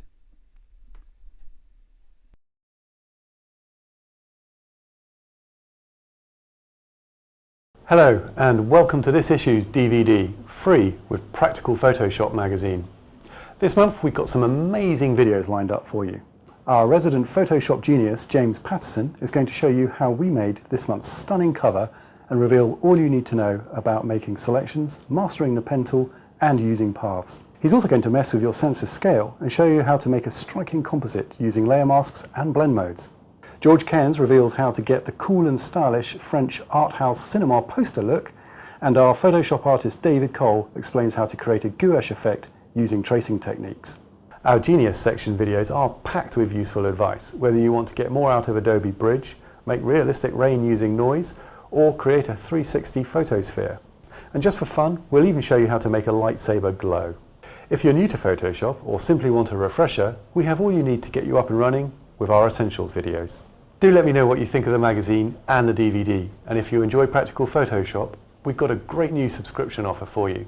So click on the link and make sure you get your copy every month. Finally, remember to check out our website at www.practicalphotoshopmag.com. Enjoy the disc and see you next month. Hello, I'm Paul, and in this video lesson I'm going to give you a quick overview of the Photoshop CS interface, in this case Photoshop CS5. Now, as you can see, this is our main image editing window in the middle here, and we've got various palettes open that allow you to see what you're doing with your image as you're editing. Over here on the left we've got the Tools palette, which I'll look at in more detail in a minute.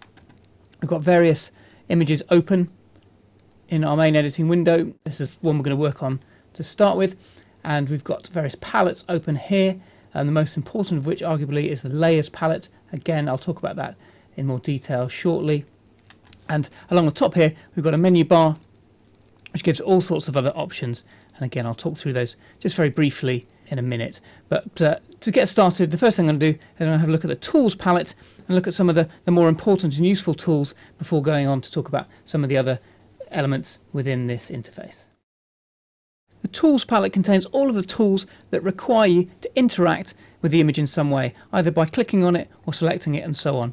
And it can be divided into rough areas. There are some selection tools, crop tools and sampler tools up here, various brush and editing tools here, pen, text tools and path tools here, and some history brush tools here, plus the foreground and background colour palette, which allows you to set various colours, and also comes in very useful when creating layer masks. And each of these tools, or many of them, have little black arrows which give you a further drop down menu, and they also each have an options bar along the top which allows you to set the parameters of each of the tools. So for example, if I select the brush tool, it gives me parameters for size, a blending mode, opacity, flow and so on. And there are different options for all of these different tools. And I'm just going to whiz through them, talk about the sort of useful ones in a bit of detail and whiz through the less important ones one by one. So the top tools here, there's a marquee tool which allows you to create selections of various shapes, rectangles, ellipses and so on. There's a move tool which allows you to move images, layers and selections around, or even type. And probably the first sort of interesting tool we come to are these lasso tools. If I click on the main freehand lasso tool, it allows you to create selections using a lasso, and you can do that manually. And if you right click, you can just deselect it. And you can also do it point by point, sort of joining the dots if you want to make a selection of, say, the sky, so that you can make adjustments to the exposure of the sky and the colours without affecting the foreground. Obviously you do this zoomed in at 100% to do it more accurately, but this is to give you an idea of how it works. You just need to remember to join them up to create the selection. Again, just right clicking deselects it. And there's also a magnetic lasso tool which allows you to sort of draw a bit more quickly, sort of freehand along a horizon, say, and it will try and cling to the edge of the object you're trying to select out. And again, you can bring that around to the beginning to create the selection. I'll just deselect that. Very similar selection tools here. There's a quick selection tool and the magic wand tool. The magic wand tool is the most automated and allows you just to click on an area you want to select, and it will try and guess which parts of this area are of a similar tone and colour, but not the foreground's information here. Now you can set the tolerance of this up here. I might want to go to 20 and click. And now 20 is actually selected too much because the sky and the sea are very similar in tone and colour. So I might want to go back to 10, say, try that again. And to add to it, I just hold down the Shift key, like so. And to take away from it, I just hold down the Alt key, like so. So Shift key to add, and I can just add the various areas like this. And you can see it does a pretty good job of selecting things like so, just adding different areas, and I can then use that selection to selectively adjust the sky but not the foreground. As an example, I'm just going to deselect that. The crop tool probably needs no explanation. This can be used to simply click and drag and then drag in the corners to crop. If you want to constrain the proportions so that your cropped image is the same shape as the original, just hold down the Shift key like that, and you can see that makes no difference to the overall shape. And when you've finished with the crop, you can just click the tick up here, and there you have a cropped image.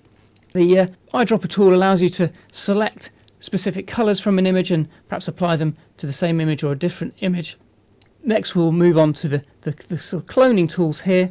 Now cloning tools, particularly these healing brush tools, are brilliant for cloning out sensor spots. So if I select the spot healing brush, and actually I'll just zoom in first. I'll zoom in on my sky, then you'll see a sensor spot, and I can hold down the spacebar just to move that around so it's where I want it.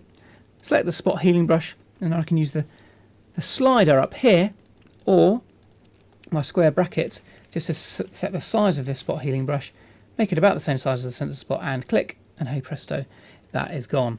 And I can do the same thing with the sensor spot down there. Now this healing brush is particularly good in areas of open space, but around edges it can sometimes clone out an edge, and paste it onto the bit that you're trying to repair, in which case this clone stamp tool can be very useful. Let's say I want to clone out this bit of seaweed here. Again, I can make it bigger just by clicking on the right square bracket and then press Alt to click and clone out this area of sea here, and then just paint across to clone out my seaweed. And as I say, that's particularly effective around edges where you need to take a bit more control and not let the program work out which areas you want to actually clone. Next up is the brush tool, and this is obviously useful for using it as a brush, as an artist brush, and you can set various parameters, size, hardness up here. You've got all sorts of presets and options for shape and texture and so on here. You can just close that up. And again, you've got options for blending mode, opacity and flow. So you really have a great deal of control over how you want this brush to behave. And the brush is also essential for creating layers and layer masks, which I'll touch on briefly in a minute. Down here we've got history brush tools, which allow you to undo changes you made to the image sort of selectively. We've got eraser tools, which you can use to erase parts of the image, literally like an eraser, but generally masks are a better way of doing this because masks aren't permanent. You can chop and change and edit masks, whereas once you've made a change with the eraser tool and saved it, that's pretty much it, permanent. There's a paint bucket tool, which allows you to fill in shapes with various colours, and there's a gradient tool, which allows you to create a gradient. Say if you want to have a gradient that goes from dark to light in the sky, you can use the gradient tool. If I just select that, and there are various options within the gradient tool, foreground to background and so on. And again, this gradient tool is very useful for creating masks if you want to, say, apply a gradient to the sky so it gets darker at the top and lighter down towards the horizon. There's a few options here that might be useful if you want to actually work on the image by hand. There's a blur tool, sharpen tool and smudge tool, and these allow you to actually work away on the image by hand using your mouse. And there's the dodge and burn tools and the sponge tool. Now, the sponge tool, you probably won't use that often. It just allows you to sort of saturate the colours in the image, or desaturate indeed, as you can see from the mode menu up here, various flows. But more useful are the dodge and burn tools, which allow you to darken or lighten specific parts of an image by painting over them. So if I go to the dodge tool, for example, and hold down the spacebar just to scroll down to the foreground here, and I can use this dodge tool. I can set the brush size. I can decide what I'm going to lighten. So in this case, I might want to lighten the midtones, and I can set the exposure. Generally, it's a good idea to keep this quite low for dodging and burning, so you can build up gradually, and you can just paint over some detail over this lichen here, just to lighten things up slightly. And as I say, it builds up very gradually, so you can really take control over the tones in selected parts of your image. The next tool I'm going to talk about is the pen tool here, and this is key to the full version of Photoshop because it allows you to make selections, to actually draw selections around objects and to create paths that you can then use for cutouts. And it's particularly useful because these cutouts can be scaled up or down without actually affecting the pixels. The lines you draw using the pen tool aren't pixel lines like they might be with a pencil or brush, for example. But if I select the pen tool and go to my portrait, and if I zoom in on an area like the arm, for example, and I say grab the pen tool, and the pen tool is particularly useful for creating cutouts of objects with curves in them like so, and you can make various points like this, and it's a very accurate way of creating a cutout. And you also get a work path saved over here in the paths palette, and you can actually, by holding down the control button, you can toggle these around and get a very accurate curvature. You can see how that's moving the curve there, and you can do this. You can fine-tune this all the way around a cutout to get exactly the cutout you want, all the way around, say, the model's arm and so on. Now over here we've got type tool. The type tool allows you to set various options, obviously different fonts, different strengths, sizes and so on. Over here we've got a path selection tool which allows you to select paths that we've created using the pen tool, and we've also got a shape tool which allows you to create various shapes. And we've got various 3D tools for creating 3D objects and for web use and so on. And we've got the hand tool which simply allows you to move around the image, as I said before, you can shortcut this by grabbing the spacebar, and of course you've got the zoom tool which allows you to zoom in and out. Now right down at the bottom here we've got the foreground and background colours, and these are essential for creating layer masks, and I'll show you very briefly how that works. If you click D on your keyboard, that sets the default black and white foreground and background colour. You can toggle between them by doing that, or by pressing X on your keyboard. Now once you've done that, you can then go to work on creating a layer and a layer mask. If I select background and go to layer, duplicate layer, click OK, and I've created a background copy that I can now work on. I can edit without fear of affecting my original background layer.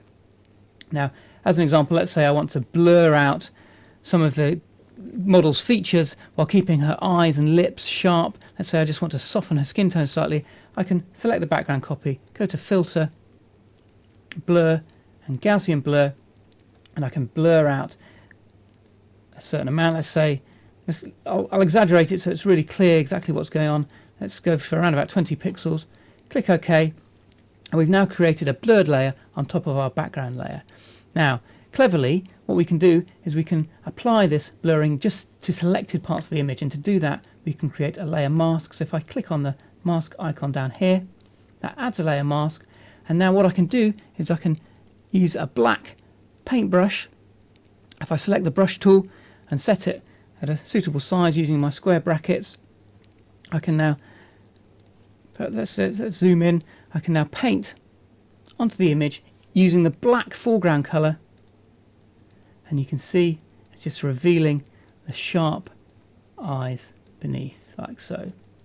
And I can do that around the detail areas, and it's obviously exaggerated. I've overdone the blurring just to give you an idea of how it works, but you can see all I'm doing is I'm creating a black mask in the mask here, and that's blocking out the blurring that I've just applied in this layer to reveal the sharp layer below. And that's in a nutshell how masks work and how this foreground and background colour can be used to create them. Okay, so that's our tools palette in a nutshell. If I just go across to the cathedral shot now, I'll whiz through some of the options up here, some of the menus. We've obviously got the file, open, save, and automate. Automate's quite useful for creating HDRs and photo merges, and for batch processing images. And we've got various options for undoing, step forward and backwards. And in the image menu here we've got various adjustments we can make to the levels, curves, which I'll show you briefly in a second, vibrance, hue, saturation, and so on. And there's also options here to adjust the image size and canvas size, and to rotate the image, and so on. Particularly useful actually in the edit tool here is the transform tool. If I just make a selection, a rectangular marquee to select my whole image here, if I go up to edit, transform, and you see there are various options here, rotating, flipping, and so on. And here I can go to skew, for example. Now I'm just going to zoom out slightly by holding down the Alt key, just so we can see what we're doing. And I say, go to edit, transform, and skew, and now I can drag these corners out, and you can see the effect it's having. It's just straightening the verticals, the converging verticals in my cathedral shot. And you can, there is something called perspective, but this actually gives you a bit more control because it allows you to tweak both independently. Click the tick, and there's our corrected image with the verticals, vertical rather than converging. Now we've got other options along here. We've got a layer menu, which allows you to duplicate layers and create new adjustment layers, and I'll talk about that in more detail in a second when I talk about the layers palette. We've got filters, you'll use these a lot, and there are various artistic filters, blur filters, distortion, noise and so on. We've got a liquefy filter for liquefying shapes, body shapes, eyes and so on. And we've got various other options along here. A 3D menu specifically for creating 3D artwork and for web use and so on. And we can view various options. We can view rulers, for example, or turn those off. And we've got a window tool which allows you to set up your workspace and decide exactly what it is you want to see in your workspace, and particularly over here in the layers palette. Now, I mentioned the image adjustment options up here in the drop down menus, and also the new adjustment layer options, which are very similar, and all of these changes can be applied in layers, so adjustment layers that don't affect the background. So for example, if I go to raw start, for example, I can click on this half moon icon down here to create an adjustment layer, and one of the adjustment layers that's very effective and that you don't get in Elements is curves. Now I can click on this curves option here, and this brings up a curves histogram, and as you can see, it's created an adjustment layer above my background layer. So any change I make here won't actually affect the pixels, it'll just be applied on top of my original image. And the beauty about this is it can be edited at any time. So long as we save our file in a format that allows us to save these layers, I can come back and edit this curves line at any time. Now, curves is particularly useful for independently tweaking the highlights, midtones and shadows of an image to make it more dramatic. And you can see you can add as many points as you like along here to make a flat image, and just tweak the tones just to make things a bit more vibrant and a bit more contrasty.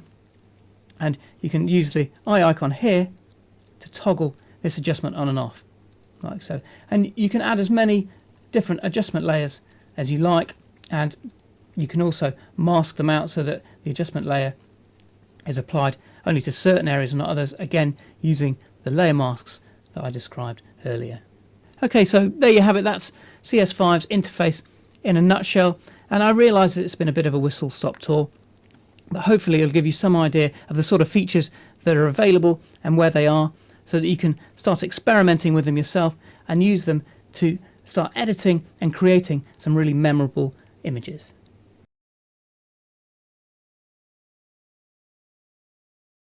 Hello, I'm Paul, and in this video lesson I'm going to give you a quick guided tour of the Photoshop Elements interface and show you some of the more useful and important tools and commands you'll encounter when using it to edit and enhance your photos and to create digital art. As you can see, we've got a main image loaded in the main interface here. We've also got a project bin, and project bin is unique to Elements 9 in the sense that you don't get it in the full version of Photoshop, and it just allows you to preview all of the images you've got open, so you can access them quickly just by double clicking and scroll between each image. You can also do this by pressing Ctrl Tab on your keyboard just to scroll through them as well, but being able to see them, especially when you've got lots and lots of images open and you're maybe combining lots of images, it's handy to be able to see them in the project bin. If this isn't open, you can find it up here in Window, Project Bin, like so. We can turn it off and turn it back on. So there's our main editing window, our project bin, and over here we've got our various edit modes. We're in full edit mode, and this is the mode you're most likely to use for anything more than the most basic photo editing. If you're new to Photoshop Elements, or if you just want a helping hand, there's a quick mode which allows you to see how things are adjusted just using some very basic sliders, a smart fix slider, shadows, midtones, color sliders, and color balance sliders, for example. And there's also a guided edit mode. So if you're not sure how to do something and you want to crop a photo, sharpen, lighten or darken, enhance colors and so on, you can do that in the guided mode here. But as I say, you're more than likely, once you've got the hang of these things, to do everything in the full edit mode. And the other thing we've got up here is a create tab. If you want to create anything from prints and books to photo stamps, even a slideshow. And there's also a sharing tab for emailing, creating various albums, sharing on Flickr, sharing to Facebook and so on. But again, that's beyond the remit really of this overview. I'm going to go back to the edit mode, and the next thing I'm going to look at is the tools palette, which is over here. And this is the palette. These are the tools you'll be using time and time again And the tools you find here are the tools that require you to interact with the image in some way. They require you to actually click on the image, and I'll go through these, certainly the most important ones, over the next few minutes. Okay, so the tools palette can be roughly divided into different areas. There's the sort of zoom and move tools here, selection tools here, some editing and enhancing tools here, and some brush tools down here. And I'll talk through some of the most important in a bit more detail and just give you a general overview. The zoom tool is the one you'll use a lot. If you select that, and you can just click on the image to zoom in, or hold down the Alt key to zoom back out. You can also fit to screen up here, or zoom in 1:1, which is 100%, and zoom right in. Now if you zoom right in and you want to see a different part of the image, hold down the space bar and then click and drag just to move the image around to see what's there. If I go back to fit to screen, the hand tool, again, this is the move tool. It does the same thing. So if I zoom in just quickly and grab the hand tool, you can see it allows me to move the image around. And the pipette tool, I won't go into any detail. It allows you to essentially select a colour from an image and use it in a different part of the image, or perhaps in a different image altogether. The next area are the selection tools. The ones you'll want to use are Magic Wand tool, which is very automated but fairly clunky. It isn't very good at making selections between areas that are very similar in tone, like the sky and the sea. You see if I click on there, it's tried to select most of the sky but also some of the sea. So I can Control Z to undo that. Better are these tools here. There's the lasso tool, which allows you to make a hand selection like so. I can right click in anywhere in there just to deselect it. There's also the magnetic lasso tool, which sort of clings to edges, and this is far better, far more accurate than the Magic Wand tool if you want to get closer. And obviously I'd do this zoomed in if I was doing it properly, but it does a fairly good job of clinging to edges, and you can make your selection like so. Again, right click anywhere to deselect. And then there's the polygonal lasso tool, which is a bit more manual. If I zoom in, you can see you can select the polygonal lasso tool and you can click and drag to make various points and select them manually. And again, this is even more accurate because it allows you to go around edges, and you can be as detailed as you like doing this and spend as long as you like doing it. And you just have to remember to join things up at the end. So we've made our selection there. The advantage of some of these tools here over Magic Wand tool is that you can refine the edge and soften. You can soften the edge and make it smoother, and you can also contract and expand it so it doesn't eat into the sky, so you don't get a nasty bright halo around this castle, for example, just by using the contract and expand slider there. So I'll just cancel that and I'll right click to deselect. The other selection tools we have, which are quite useful here, is the selection brush tool and the quick selection tool. The quick selection tool is arguably much better than the Magic Wand tool because it allows you to be a bit more refined. If I fit to screen and I select my quick selection tool and set my brush size to something reasonable, I can then draw over my sky to select it, and if it goes too far I can click on the minus up here and then just draw to take out that bit of selection. You can see it allows you a bit more control over what it is you're selecting. If I just right click to undo that, deselect, the selection brush tool is very similar, although this is entirely manual, so you actually have to draw over the area to select it. And again, if you zoom in and go around edges, you can do this with a much smaller brush in quite fine detail if you want to. So I'll deselect that. So those are our main selection tools, and one reason why you might want to use a selection tool, if I perhaps go to the quick selection tool here as I did before, just select everything. I've selected too much sky there, so I'm just going to just delete that like so.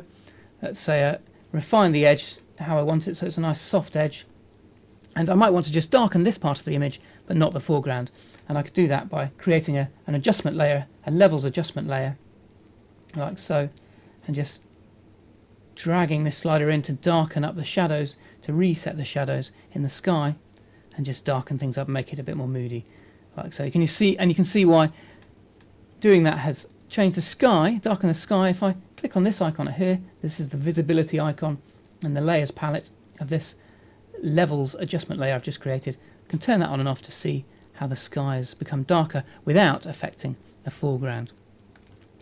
Now, moving down to these tools here, the next one you might want to look at is the straighten tool, and this is very easy to use. You just click and drag on a bit that you want to be horizontal or vertical, and hey presto, it straightens up the horizon just by rotating the image. The horizon obviously wasn't quite straight. Now this leaves some borders, white borders. To get rid of these, easy enough, just grab the crop tool. When you grab the crop tool, you've got some options for the aspect ratio. Usually you'll set use photo ratio, so you can ensure that your crop is the same shape as your original image. So you click and drag to select the whole thing, and then drag the corners in to make your crop, and just crop out either any background you don't want or these white areas that I've created by straightening the horizon. When you're happy with the crop, you just click the tick, and there you have a cropped version with a straight horizon. Now the other tool you'll use a lot in this area is the spot healing brush and the clone stamp tool. Now a spot healing brush is perfect for sensor spots or for blemishes in portraits, and if I grab the zoom tool to zoom in on our image, you'll see a sensor spot in the top there that I need to get rid of, and also in the reflection down here. So if I grab the spot healing brush, and all I need to do is use the square brackets on my keyboard to make the brush smaller or larger, or I can use the slider up here, get a brush size that's suitable, and then click. Oh, I'll tell you why that's not working, because at the moment I've got my levels layer selected, which is just an adjustment. This isn't the actual image. So if I click on the background, make sure that's selected, and then click, and you see my sensor spot's gone. Same with that one, and you can go around the image using the spacebar to find any more sensor spots. Now the spot healing brush is brilliant for spots, but when you get close to edges, it sometimes clones out a nearby edge and makes the whole thing not join up quite properly. So if you're having problems with the spot healing brush, you can use the clone stamp tool instead. And to use this tool, you want to let's say we want to clone out this area here of seaweed. You simply hold down the Alt key to target an area of water here, press click to clone it, and then move across to paint out your seaweed. So both of those tools are very useful for cloning out things you don't want in your image. And moving down to some of the paintbrush tools, I'll actually have a look at those in a bit more detail. These are some automated tools. This is a smart brush tool that allows you to change things in various images like portraits, black and white and so on. Things like pearly white teeth or spray tan, and essentially allows you to brush over teeth to whiten them. And you can do the same thing with a detail brush tool, but by adding and taking away, so it gives you a bit more control over the selection, the adjustments. Arguably the most important tool down here is the brush tool. I'll have a look at that in more detail in a minute, because this is essential for creating layers. Masks, these are a bit more gimmicky. There's the Impressionist brush tool, which allows you to give the image the look of an Impressionist painting. Colour replacement tool, which allows you to replace colour while you're painting over it, and a pencil tool, which is much like a small brush. Now a tool you will use, if I zoom back out again to fit to screen, is the dodge and burn tool, and probably to a lesser degree the sponge tool. The sponge tool allows you to increase the saturation of colours by painting over them, but the dodge and burn tools are more useful. Dodging essentially allows you to lighten areas, while burn allows you to darken them, and you do that by selecting a brush of a certain size. That's possibly a bit big, and then setting the areas you want to darken, so midtones, shadows or highlights. Let's say midtones. As I say, this is the dodge, so we're actually lightening, and we might want to lighten the lichen here. Now the key with the dodge and burn is to set the exposure very low. They need to be done quite subtly, otherwise it'll look a bit too obvious. And then you can just gently paint over areas you want to brighten, and you can do the same with the burn tool. Areas you want to darken, you might want to darken the water here,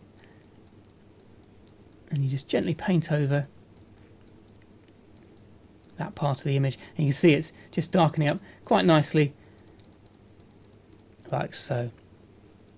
Okay, if I just quickly run through a few of the other tools just briefly so you know they're there. There's the type tool, which gives a horizontal and vertical type tool and allows you to type in text, various different fonts and strengths and sizes, colours and so on. It's not as sophisticated as the type tool in CS, in the full version of Photoshop, but it does a fairly good job. And other tools you might want to use, the red eye tool is great for removing red eye from portraits. Very quick and very effective. Just click on the red part and it will eliminate the red eye. Paint bucket tool can be used to fill in areas like shapes and a certain colour, and you might want to use the blur and smudge tool just to blur specific areas by drawing on them. So that's pretty much it as an overview for the tools. The other options you've got are these drop downs along here, and you'll use these various things. Image allows you to rotate and transform, like distort, skew and distort images if you want to straighten up the verticals in a building with converging verticals, for example.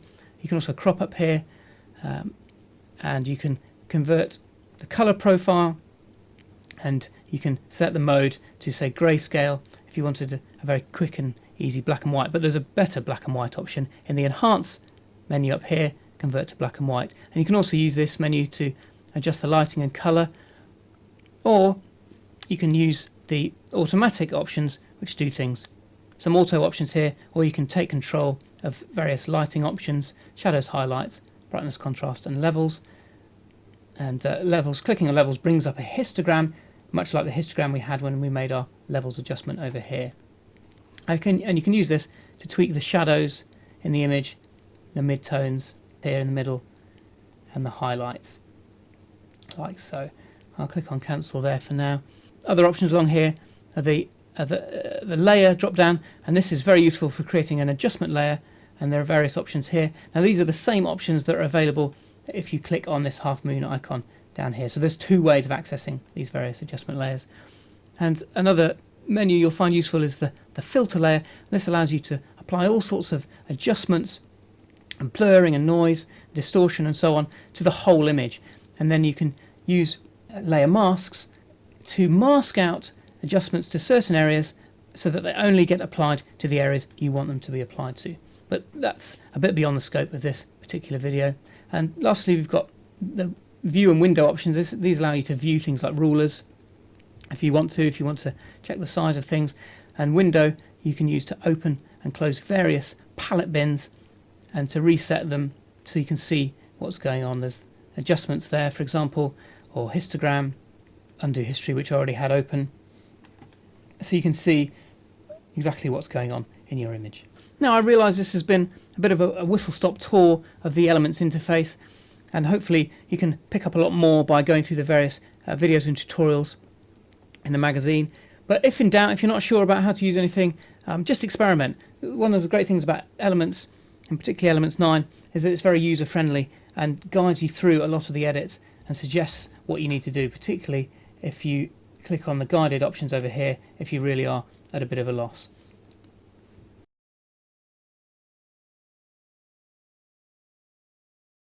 Hello, my name's Paul, and in this video lesson I'm going to give you a quick overview of the Layers panel in CS5, and it's very similar to the Layers panel in other versions of CS. And specifically I'm going to look at adjustment layers and layer masks, so that by the end of the tutorial you'll have a good idea of how they work. There's a lot to cover, and we can't possibly hope to cover everything that the Layers panel is capable of in just a few minutes, but as I say, hopefully by the end you'll have a good idea of the principles so that you can apply them in your own Photoshop work. Now, before we get into layers themselves, we're just going to take a quick look at the layout of the Layers panel. If it's not visible, you just select it from the window drop down menu. I've unticked it there so it's disappeared. If I want it back, I can just tick it again, and you'll see at the top there are 3 tabs. Layers is usually selected by default. There's also channels, which gives you the different channel information, the different coloured channels that are in the image, and a tab called Pars, which shows you any Pars cutouts you've made using the pen tool. But as I say, it's the Layers part of this panel that we'll be looking at in most detail. And down at the bottom here you've got various options. You've got an effects menu, which allows you to put drop shadows, inner shadows and bevels and so on images and text. when you're combining them. There's also an icon for adding a layer mask, which we'll look at in a second, and there's an icon for creating an adjustment layer, and again we'll look at that in some detail. And finally there's a little icon down here which allows you to create a new layer. Now, as you can see in our landscape image here, there are lots of layers here stacked up in our layer stack, and they're all affecting our original colour image in various ways. And I'm not going to go into too much detail about what each of these layers is doing, but suffice it to say, if I click on this eye icon here, this visibility icon, I can turn each of these layers off in turn, turn off all the effects I've added to get back to my original background layer. And I'm going to ignore all these for the time being, and I'm just going to get started by showing you how to create an adjustment layer, because this is something you'll be doing time and time again when you're editing in Photoshop. Now, before I create an adjustment layer, I'm just going to right click on this background layer and select duplicate layer from the drop down menu, call it background copy, and click OK. And there we have a copy of my original colour image. Now, the reason I've done this is it's very good practice to create a copy, just in case you ever want to, you make a mistake or you want to go back to your original. You've always got your background layer intact and unaltered. Any adjustments I make will only affect the background copy and not the background, so I can always go back at any time. So background copy created, I can then go down to the half moon icon down here to create a new adjustment layer. There are various options to choose from. Some of you use more than others, but for the sake of argument, I'm going to click on levels, and this brings up a new dialog box, and it allows me to tweak the, in this case, the tones, the levels in the image. So if I have a play, if I just drag that across to 240, perhaps bring that in slightly. I'm not spending too much time on this. It's just for the sake of argument. And if once I'm happy, I can then just close that down, and there we have an adjustment layer, this levels adjustment layer that's affecting my background copy. If I turn that on and off, that's off, and then that's the levels adjustment added on top. And it's added in a layer on top of my background copy. My background copy is actually still intact, and I could just delete this levels adjustment layer at any time. So it's sort of layering it on top. And the great thing, the very clever thing about adjustment layers is that if I double click on this little thumbnail here, I can bring up my adjustment at any time and tweak it. And this is the great power of adjustment layers, is that you can go back to them at any time. All you have to remember to do is to save any changes you make as a PSD file or a TIFF file with layers.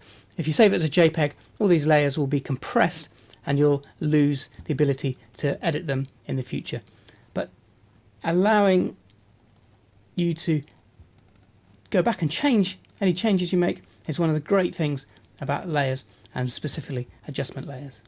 Okay, so the next thing I'm going to take a look at is layer masks, and to do that I'm just going to click through to my next image, and as you can see here is another layer stack with 4 layers and the layers panel, and again I can click on these eye icons so you can see the difference between all the images. And as you can see, all we've got is a sequence of a mountain biker jumping down a set of steps, and the idea is to use masks to combine all of these 4 images in one, so we get a stop motion effect of the cyclist in the 4 different positions. Now to do that, I'm just going to turn off these 2 layers here.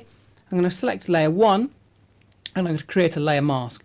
But to try and explain the way layer masks work, I'm actually going to create a black mask by clicking on the add layer mask icon down here, but holding down Alt at the same time, and this will create a black layer mask. Now effectively what this black mask is doing is it's masking out everything that's in this layer so that all we can see is this layer here. If I turn this mask off like so by holding down the Shift key, then I've turned the mask off and we can now see this layer. But if I turn it back on again, I've masked out this layer and all I can now see is this layer. Okay, so in order to see our cyclist in this position here, what we need to do is we need to cut a hole, a cyclist shaped hole in the mask here so that we can see the cyclist below. And to do that, to create a hole in a mask, what we need is to use white. Using white makes the layer visible, using black masks it out. So to do that, I'm going to select the foreground colour to white down here using these arrows. This is our, I can press D to go to the default white and black here, and then X to toggle back and forth. So I want to make sure my foreground colour is white, so I press X. Then I'm going to grab the brush tool. I'm going to set a size around about the size of my cyclist, something like that, perhaps possibly. And at the moment I can't see the cyclist, so I don't quite know where to cut my hole. So what I'm going to do is I'm going to turn off this mask again, hold down the shift key just to turn it off temporarily. I'm going to set the opacity to 100% and the flow to 100% because I want my cutout, my hole, to be completely white. If I set these at 50%, say, then I'll be making a cutout that's sort of semi-transparent. I'll be able to half see the bike, but half not. Really, I want to make a white, a perfect cutout. So all I need to do now is draw around my cyclist. Now, you won't see anything on the cyclist on the image here, but what you can see is a cyclist shape starting to appear in my layer mask over here. And this is the hole I'm creating in the mask to reveal the cyclist below. So if I just carry on, just drawing around there, making sure I get every last bit of the bike and my cyclist and his helmet. And I don't need to be too finicky here because the background, the trees and everything in the background are identical in every image. I shot this shot on a tripod, so I can be fairly rough and ready. Now I've created my cyclist cutout, and now if I hold down the shift key again and click on this mask to activate it, hey presto, what I've done is I've cut a hole in the mask to reveal this cyclist below. So now what I can see is I can see all of this background image, which is here, and then layered on top I can see a single cyclist from this layer. And I can go on and do the same thing for these layers up here. So I can create another layer mask. Oops, just go back, click on layer 2, create another black mask, and again I can just draw around the cyclist to cut him out. I'll do this quite quickly just so you can see what I'm doing. And there's another shape, another hole. If I reactivate the mask, all I'm doing is I'm masking out everything in this layer apart from the cyclist here. And sure enough, I'm starting to see my sequence of images come together. Now, as with adjustment layers, the great thing about layer masks is that you can go back at any time and tweak them, adjust them, make them more or less opaque using the slider up here. Let's say I drag that along here, you can see the cyclist becoming more and less opaque. And I can use my brush to paint black, say, if I want to paint black back in, if I want to put the mask, mask out the cyclist again, all I have to do is draw over him like that, and you can see I'm starting to blacken, mask over my hole that I've created to erase this cyclist. And you can see the effect that's having on the layer mask over here. I'm basically filling in that hole I've created so that you can no longer see the cyclist below. Okay, so we've seen how black masks work to mask things out. And the next thing I'm going to look at is exactly the same thing but in reverse. So if I go to this image here, this portrait, and you can see we've got a background layer and we've got a soft focus layer above. I've created a layer using one of the blurring options here, and you can see it's blurred our sharp image and it's just softened all the features. And this is quite an effective way of perhaps retouching portraits with blemishes. You can just soften the features, but of course by softening the features like that, we've not only blurred the skin tones and smoothed out the skin tones, we've also blurred and smoothed out the detail in the eyes and the lips. And this is where masks come in handy. You can paint black on a white mask to mask out the blurring of this layer and reveal the sharp layer below. And I'll just show you how to do that in a sec. So we click soft focus, make sure this layer is selected, click on the layer mask icon. This time we're creating just a standard white, default white layer mask, and we want to make sure that our foreground color is set to black this time. And what I might do is actually might tweak the opacity of our brush and the flow, just so I can build things up more gradually. This allows us to paint the detail in the eyes back in bit by bit. I set those both to 50%. Make sure our brush is roughly the right size, that looks about right. And then what I'm going to do is I'm going to paint in black the areas of blurred layer that I want to mask out to reveal this sharp layer below. So if I just paint slowly over the eyes, and you'll see this black blob appearing in the layer mask, and all this is doing is it's masking out the blurred layer I've created to reveal the sharp layer beneath. And I can do that with the other eye, and I can just do it with the lips. And for the sake of this tutorial, I've made the blur much more obvious than you might normally. You wouldn't normally blur the face this much, but it makes it obvious exactly what it is we're trying to do. And you can see a face shape starting to appear in the layer mask where I've masked out the blurred layer to reveal the sharp layer below. And it's exactly the same as I was doing in the jump shot, but only this time I'm painting black on white to mask out small areas rather than white on black to reveal small areas. So as you can see, this is an effective way of revealing detail. And again, if I decide that the blurring is too much, I can click on this blur layer and I can dial the opacity down. If I dial it down to 0, then I can see through this layer completely, and all I've got is the background layer below. If I drag it up, it increasingly softens the image, and all the way up to 100% where it's really soft and blurred. So I might go for, say, 40%, which just softens the skin tone slightly and makes for a more realistic effect.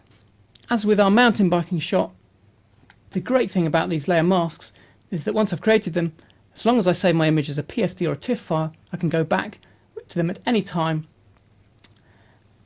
and tweak them to my heart's content. So let's say I'm not happy with the mask I've created here. I can change my brush to white and I can tweak things. I can paint over the eye here to basically erase the mask I've created and reveal the blurred layer again.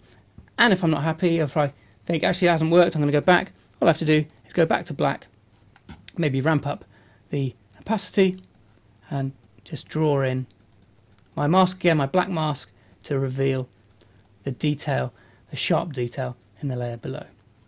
Okay, so we've had a look at adjustment layers and layer masks, but the one thing we haven't really touched on is blending modes. So I'm just going to have a quick look at that. If I press Control Tab on my keyboard to tab through to my next image, which is a castle reflected in a lake, and then Control Tab again to bring up a firework shot, I'm going to select the lasso tool, and I'm just going to make a rough and ready selection of my firework in a dark night sky, and then I'm going to go to Edit Copy and go back to my castle and go to Edit Paste and paste that back in, and you can see it just gets plonked in a new layer in the layer stack on top of my background layer. And as it is, if I were trying to blend these two, that wouldn't really be acceptable, but this is where blending modes comes in, and blending modes are accessed up here from this drop down, and they essentially allow you to dictate how pixels from this layer or any layer interact with pixels from layers below. And if I make sure layer 1 is selected, I'm going to choose just one of these as an example to give you an idea of how it works. I'm going to select lighten, and lighten basically means that only the pixels in this layer that I've just pasted on that are lighter than the pixels in the layer below will appear. So if I click on lighten, any of the darker pixels will disappear and all I'll be able to see is the lighter pixels. And hey presto, there you have our fireworks overlaid on our background image. And if I grab the move tool, I can move that over here so it's out of the way of the castle and doesn't look so plonked on. I select the background layer, and there you have a more realistic composite, and I could obviously add more fireworks across the sky here to create a realistic fireworks display above the castle. Now, as I say, there are various options in the blending mode menu here, and I've given you one as an example, but you can experiment with the others in your own time, and they really are very useful when you're merging multiple images in Photoshop. So there you have it, really, a very quick guided tour of the layers panel. Now, I realise it's a bit rough and ready, we can't possibly cover everything, but hopefully it'll give you some idea of the basics so that you can start applying some of these skills and start using layers in your own Photoshop work.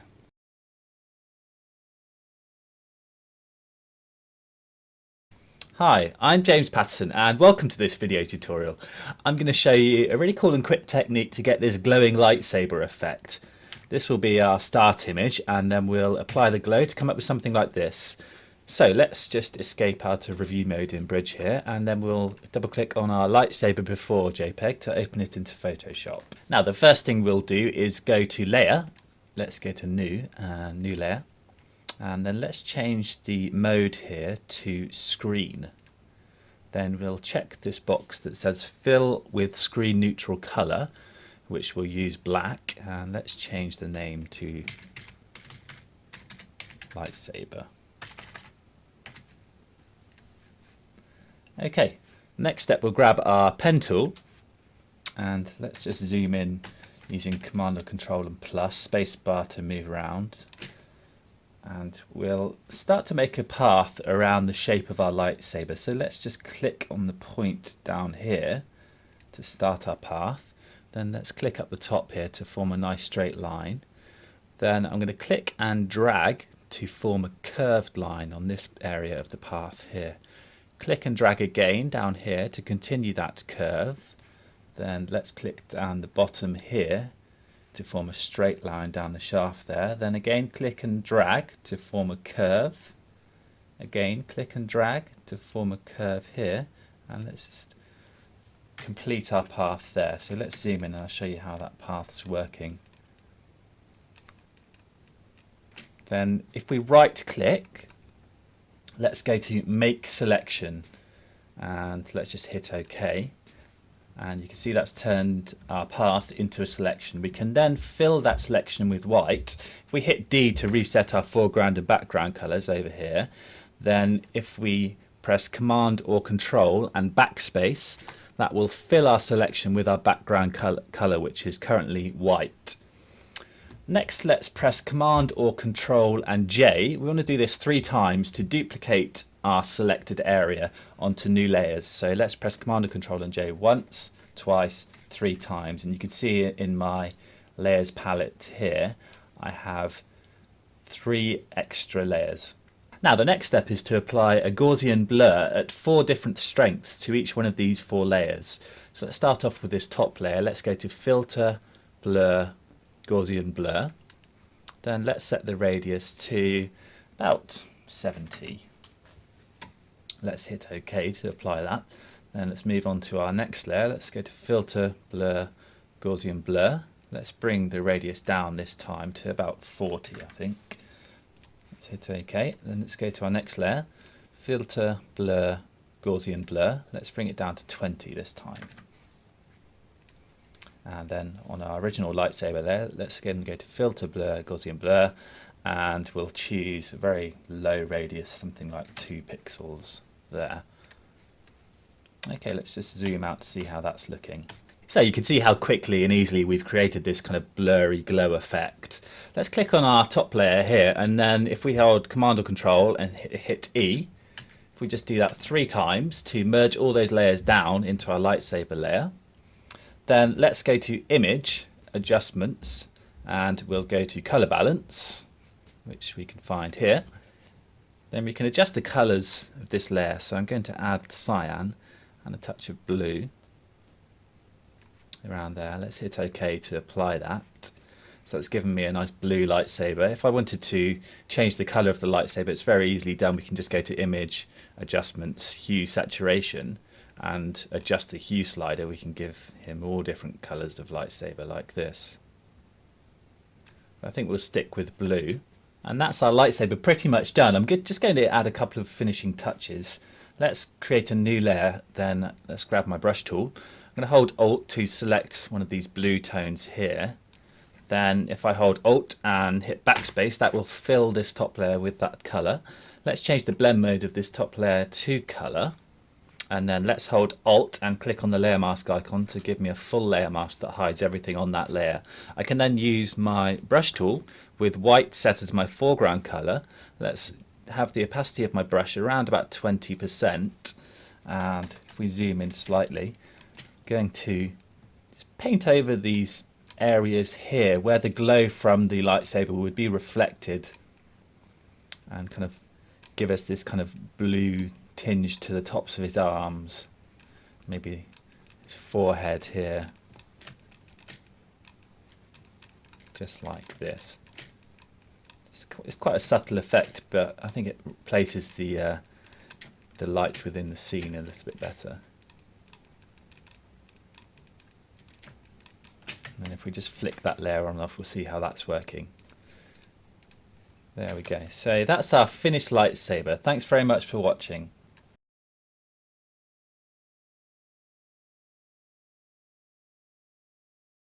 Hello, my name's James Patterson and welcome to this video tutorial. I'm going to show you how to use the pen tool to cut out the shape of the body on our girl here. So first of all, let's go to Window, Paths to bring up our Paths panel, and we'll use the pen tool to draw our paths. So you can grab the pen tool over here in the Tools panel. And first of all, let's just show you how the pen tool behaves on this area up here. So if I click once, that will add my first anchor point. I can then click again and again, and you can see I'm drawing these straight lines here, and then I click back on my start point to close the path, and you can see that's come up as my path over here in the thumbnail. And I can use the tools here in the Tools panel, the Path Selection tool and the Direct Selection tool, to manipulate my path. So let's select the Path Selection tool, and then I can click on my path, and that selects the whole path. I can then move it around, and I can also select the Direct Selection tool to access certain areas on my path. So if I click over here, you can see I can highlight individual points. So if I want to get rid of this point, I'll highlight it and then hit backspace to get rid of it. So let's just undo that. I can also go to my paths panel here and do various things. I can fill my path with my foreground colour. So let's select a nice foreground colour like that. You can see how that works. And then I can stroke my path with a brush, which will do a similar thing. If I zoom in, you can see how that's working. And then I can also turn my path into a selection, which is what we're really interested in. So that's a brief introduction to the Paths panel. I'm just going to get rid of this path here. So let's select it with the Path Selection tool. Then let's just hit backspace to get rid of it. And we'll draw a new path. So let's select the pen tool again. So obviously in most situations you're not going to want to draw a path with straight edges, and the real power of the pen tool lies in how you can use it to really get very accurate curves around a shape. And this is done simply by clicking and dragging. So this time you can see my anchor point now has two control handles emerging either side of it. And these control handles allow me to draw very smooth curves and then fine tune them. So if I hold control, you can see my icon switches to the Direct Selection tool. I can then click on these points and tweak them, so I can get my curve looking exactly how I want it to look. I can also click on my anchor points and move them around just by clicking and dragging. And then let's continue to add my curve here and back around this way to the start. And once again, let's just grab the Path Selection tool and click on this path and hit backspace to delete it. Then we'll move on to drawing around the girl here. So let's start off at the bottom of the arm. So I'm going to click and drag underneath the arm here to form the start of my path. Then let's click and drag along this line here.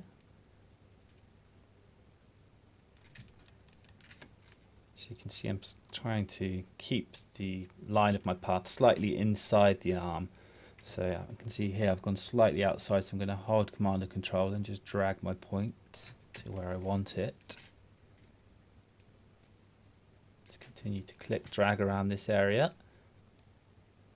And let's complete that shape there. Now when I get to this point, if I attempt to click again, you can see my curve's gone in the wrong direction.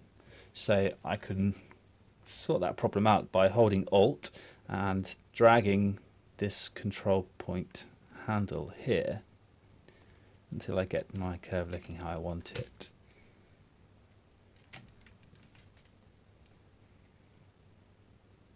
So you can see here where I've attempted to bite off more than I can chew by making the gap between my two control points too far. So let's hit Command or Control Alt and Z to undo that, and then we'll make a point halfway between like this. So rather than continue all the way around the girl, I'm going to switch to another image here where I have a pre-made path, and let's grab my direct selection tool here in the tools panel and just click on the path here, and you can see all the different anchor points I've made around the girl. Let's just select this area here, and I'm going to hit backspace to get rid of those points. Then let's make a new path around this area. So I'll grab the pen tool again, and I'm going to click down here, then click along here. I just want to show you how this works on tricky corner points like this area here. So if I click and drag again, then I'm going to hold Alt and click on the anchor points here, and you see this will get rid of that control handle there, and then I can start drawing again in the opposite direction like this.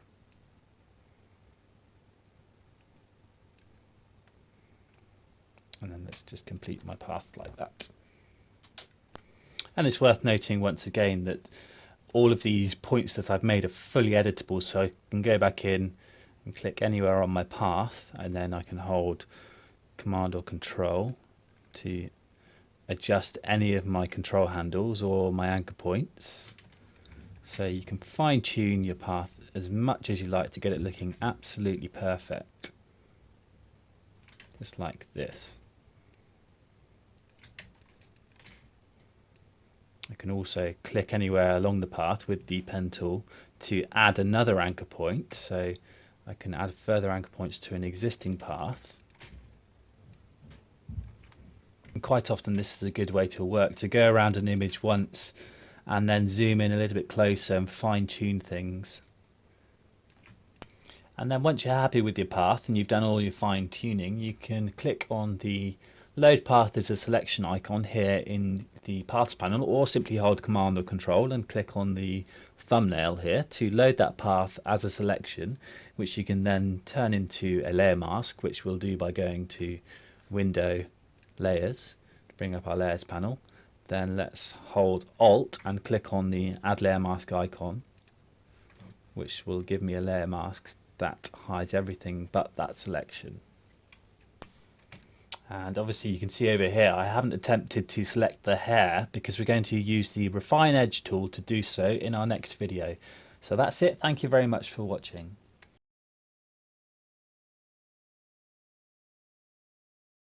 Hi, I'm Ali Jennings, and today I'm going to show you how to create a photosphere within Photoshop CS5. Now, this image is created out of a series of 7 shots, shot in exactly the same way as you take any normal panoramic image. And I've got these open within Bridge. So here are our 7 images, and basically we're going to use Photo Merge, a then Polar Coordinates filter to stitch those together and create the photosphere look. So to do this, it's all very easy, and the first thing we need to do is just to select those 7 images within Bridge, go straight up to Tools, down to Photoshop, and select Photo Merge. After a few moments, the Photo Merge dialog window will appear. All you need to do here is just make sure the layout is set to auto. The 7 images that you want stitched together are all within the source files, and we've just got the Blend Images Together box ticked at the bottom. Once you've made sure those three things are in order, just click OK to start photo merge off, blending those images. Right, you'll probably find it'll take a few minutes just to process through all of those images to create your panoramic. And before we get started and start to create our photosphere, there's a few little adjustments that we'll need to make. First of all, we want to flatten all of the layers created by the photo merge process down into one. So if I just open up the layers palette, F7 on the keyboard is the quick shortcut for that. And then just go to your layer options and select flatten image. And after a few seconds, that'll flatten all of those layers down into one. Now what we want to do is just change the mode. So if we go up to image, cross to mode and select 8-bit. And we need to do that in order to use the polar coordinate filter. And finally, just so that things process through a lot faster, we just want to reduce the size of the overall image. So the first thing we're going to do is just crop into the picture. Let's close down the layers palette, make sure I've got crop tool selected and quickly select the entire image. Just going to crop into the very edges of the picture, hit enter to confirm the crop, and then I just want to reduce the size of the overall image. So I'll go to image, image size, and at the moment we can see it's just over 1.5 meters. I want to take that down to about 50 centimeters. Just hit OK to confirm that. So we've now got a much more workable image, and I'll just hit Ctrl-0 to make that fit screen. And now what we want to do is just make sure that we've cloned out this white area at the top, and I'm also just going to crop in at the bottom so we've got a nice straight line. So again, using the crop tool, just going to crop out the very bottom of the image. Then I'm going to select my clone tool, make sure that I've got a nice large brush, 800 pixels, and I've taken the hardness so it's nice and soft down to 0%. Just reduce the size of the brush slightly using the left square bracket tool, hold down Alt to select my clone point, and now I can just quickly just clone in the sky. Now at the moment the sky is quite light, so I just want to burn that in a little bit. So if I select the burn tool, for once I'm going to actually use range at highlights and exposure at 10%, and I'm going to increase the brush size so it's really nice and large, and then very quickly just paint over the sky area just to burn it in a little bit, just darkening up the cloud detail in the sky and just to intensify the blue as well. As I do that, I can see there's a little bit of a dodgy clone just up here in the middle. So again, I'll select the clone tool, select a sample point and just quickly clone over that. So we've now improved the quality of our image for our photosphere, and the next stage is to duplicate the layer. We can do that very quickly just by going Ctrl-J. So first of all, I'll open up my layers window, just hitting F7, then Ctrl-J will duplicate our background layer. And again, I'll switch off the layers palette, just select the move tool, and now I want to crop the image into a square. So select the crop tool, hold down Shift and very quickly just draw a square crop box, and move that sort of central to the image, and use Ctrl- just to zoom out so I can see the whole of the canvas.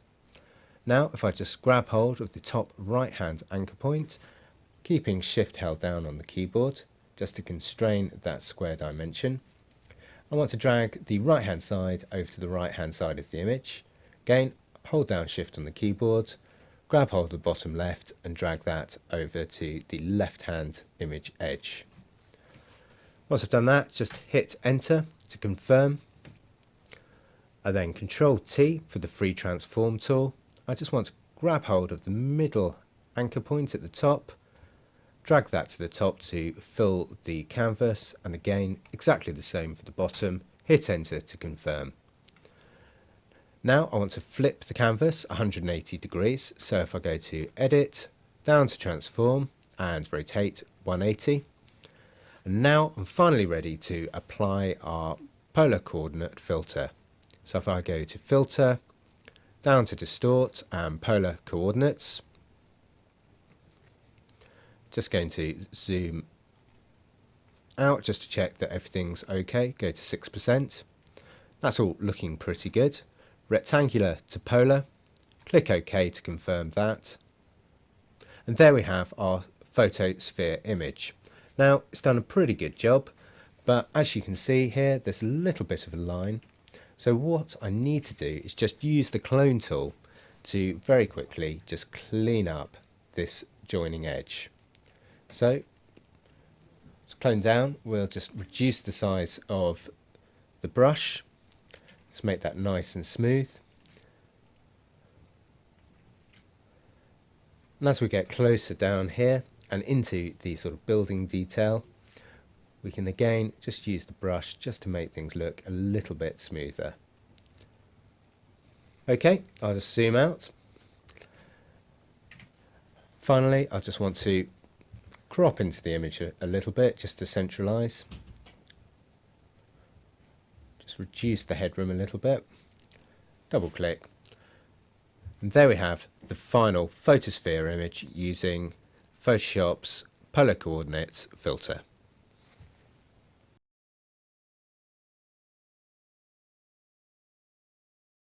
Hello, my name's James Patterson and welcome to this video tutorial. I'm going to show you how to create this rain effect. We'll start off with an image like this, and then we'll use a combination of the noise filter and the motion blur filter to create the rain, and then paint in some splashes using the brush tool.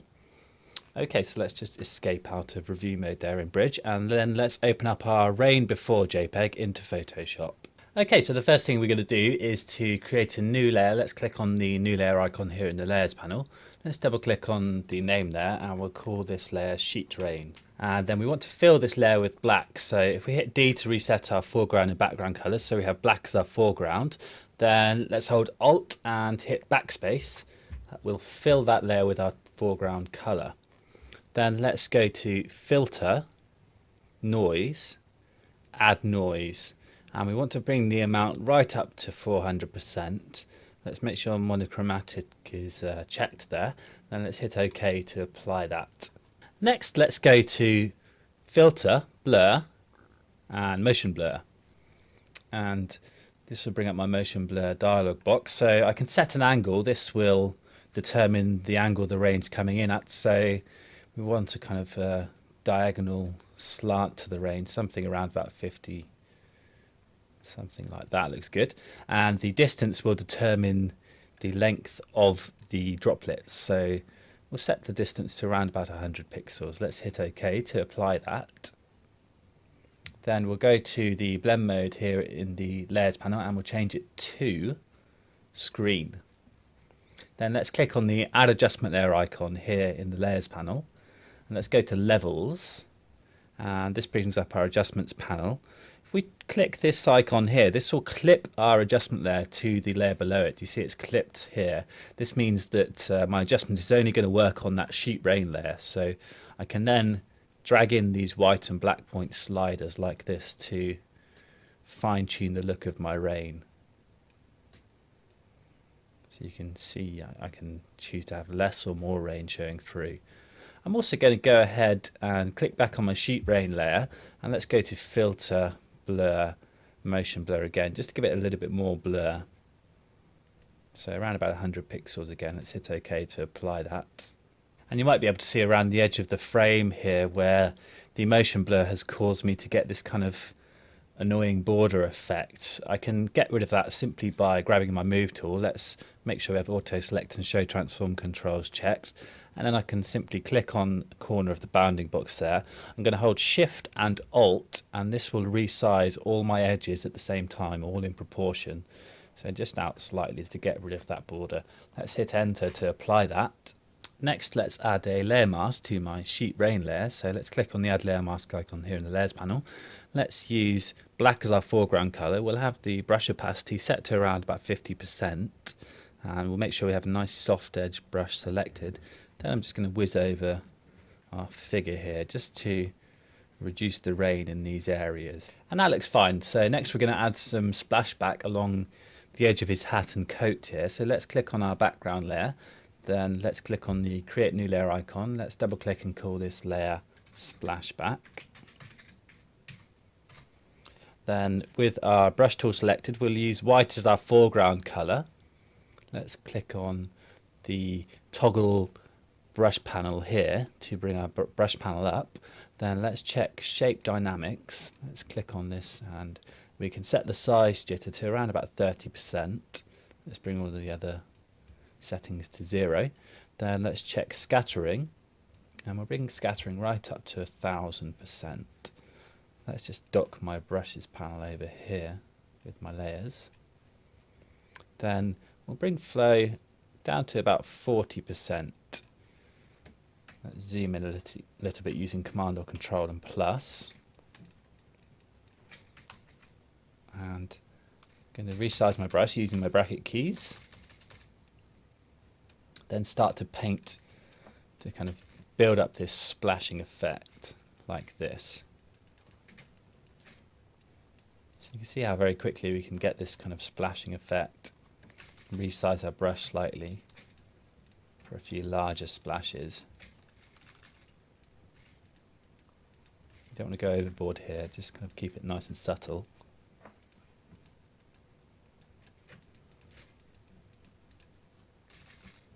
Let me just pause the video while I continue building this up. There we go, that's my finished splashback there, painted along the outline. Now you may have noticed when I zoom in and out using Command or Control and plus or minus, I suddenly have less drops at certain views. So to get an accurate idea of what's happening in the image, we need to work at actual pixel size, which you can find in View and Actual Pixels. This gives us an accurate idea of the number of droplets of rain in the image. And that's our finished effect. I'm just going to switch back into Bridge and show you another version of the image where I've made a couple of further adjustments. I've added a curves layer just to boost the contrast of the overall scene. I've also added a second set of rain, which you can see if I zoom in a little bit closer, that kind of comes in at a slightly different angle. I've just done this by duplicating our original rain layer, and just to give the rain a little bit more depth to it. And there we have it. That's our finished rainy night scene. Have a go yourself. Thanks very much.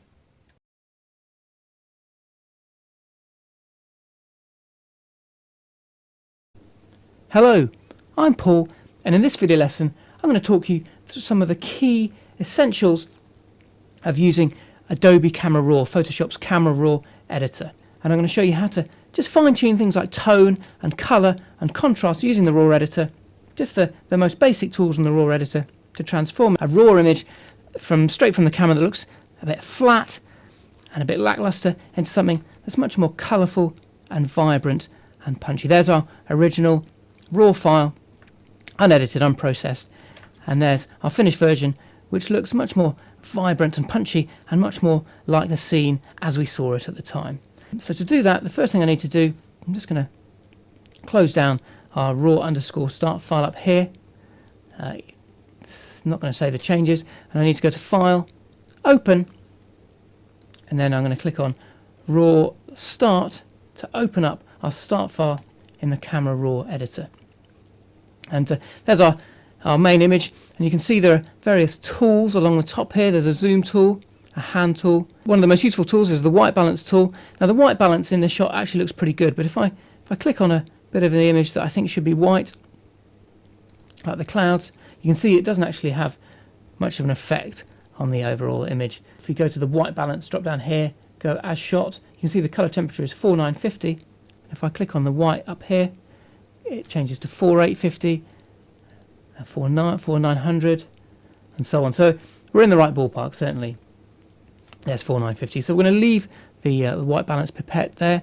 There are a few other things that we're not going to get into too much. There's a color sampler tool, targeted adjustment tool, which allows you to target any adjustments you make over here to specific areas that you've actually selected. There's a crop tool, which is quite useful, and especially as it crops the raw file, but it doesn't actually get rid of any of the information that's around. So all the background information that you've sort of cropped out is still preserved in the original raw file. If I right click, I can clear that crop, there's a straighten tool, and this is quite handy. Again, I think the horizon here is actually fairly straight, but if I click and drag along the horizon like that, line it up, you can see actually it isn't quite straight. It's cropped slightly at an angle, so we know that that's actually helped straighten up our image. There's a spot removal tool, and this is quite useful, but it's probably slightly more intuitive doing this in the main editing window of Photoshop. Red eye removal, adjustment brush, and some other bits and pieces and rotation tools here. And this is our preview. We haven't made any changes yet, so if we click on the preview, it hasn't made much of a difference apart from our sort of slight white balance change from clicking on the cloud. And the next thing we want to look at is the histogram. Now this provides the key to all of the adjustments we're going to make in this palette here, because it allows us to evaluate the tonal range of our image and to see what we've got in the way of dark shadows over on this side, bright highlights over on this side, and midtones in the middle. And as you can see, it's actually a pretty healthy histogram, but the image just looks a bit flat. So there are a few things we can do to improve things, and the first is just to up the exposure slightly, just to drag that histogram to the right, around about plus 0.5. Now, one thing I can do to make sure that as I do this that I'm not clipping any of my highlights and my highlights aren't clipping to pure white, is I can click on the highlight clipping warning up here, and this displays these red patches that show areas of my image that will print out just as pure white without any image detail. Now as this is a cloud and a highlighted area of sunlit cloud, I'm not too worried that there's a little patch there of white that is showing no detail, so I'm happy to just boost the exposure all the way up like so, because it'll help me when I come to my other edits further down. Now the recovery slider is used to recover detail in very blown out areas, such as our clouds here. And if I drag that to the right, you'll see those blown out areas start to disappear as detail is restored, and the further I drag it, the darker those clouds become and the more detailed they become in terms of texture and tone. And if I drag it all the way to the right, you see the clouds are almost mid-tone. This is fine, but it also has the effect of flattening the rest of the image and also flattening the sky, reducing the contrast in the sky. And actually I don't mind those bright highlights, so I'm going to drag recovery back to 0 and keep it where it is. Fill light I'm going to look at in a minute. I'm going to return to fill light. Blacks I'm definitely going to bump up because this is going to boost the shadows and the contrast in our scene, and I can turn the shadow clipping warning on and off up here to show areas of blue, and these patches of blue show me where my shadows have been clipped or are too dark to contain any texture detail. Now I don't mind a bit of dark, very black shadows here. If I drag it too far, these blue patches become too extensive, so keep that about plus 15. And I'm actually going to drag brightness down as well. I'm just going to tone down the brightness around about plus 25, just to take out some of the brightness in the water in the foreground. And I'm going to boost contrast. I'm going to drag contrast up to plus 40. Usually be quite subtle with this contrast slider. It's quite heavy-handed, but as this is such a flat image, I'm happy to drag it all the way up to plus 40. Now those are our sort of tonal level sliders here, addressing the tones and the contrast. Clarity slider deals with local contrast. I'm just going to turn these clipping warnings off so they're not distracting us. And if I drag the clarity slider to the right, you'll see sort of very defined areas like the rocks in the foreground here become really sharp edged if I drag that all the way up to 100. And if I drag it back down, you can see the difference that makes. That's down and that's back up, and it really sharpens everything up, but it can make the image look a bit posterized and a bit garish. So you need to be fairly careful. Again, because this is quite flat, I'm going to just drag this to plus 40. Vibrance looks at the cooler colours, the blues and the greens. Again, you could usually be quite subtle, but because it's flat, I'm going to drag that to plus 20. You see this brings out the blues in the skies and in the water, and the greens in the distant hills there. And saturation deals with warmer colours, the reds, yellows and oranges. And this is one you definitely want to be subtle with, particularly if there are any of those colours in the image.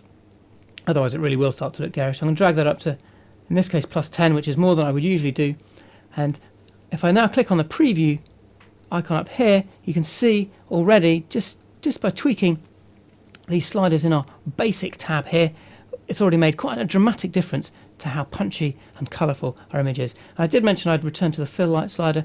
I'm just going to drag that up slightly, around about 10, and just to introduce a bit of light into the water in the lake here, and so we can see a bit more detail in those rocks. And the fill light just sort of throws some, almost like a bit of universal fill flash at the whole image, and just to brighten things up slightly.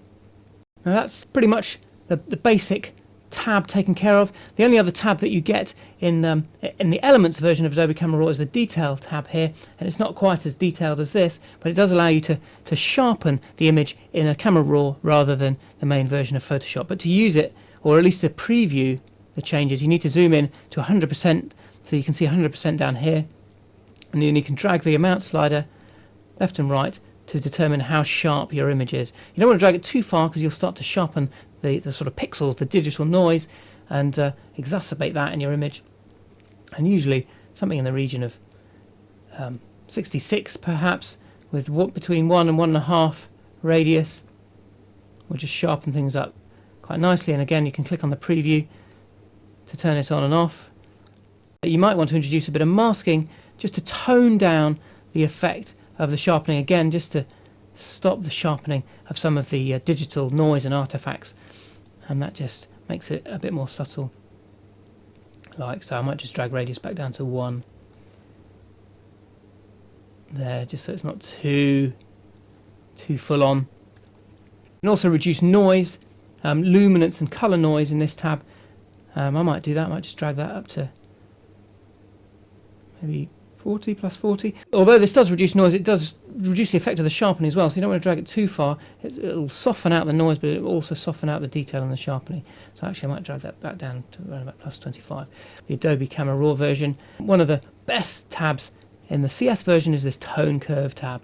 And if I zoom back out to fit in view, you'll see if I go to point, like so, I can use this. I can either set the drop down here by going to strong contrast to really boost the contrast. That's actually not bad, that's pretty good, that's pretty much how I'd want it. The sort of default is medium contrast, linear is a bit flatter, or you can take control yourself. So if I put it on linear and drag up the highlights there, maybe the midtones, I might drag those down a bit more actually, and the shadows.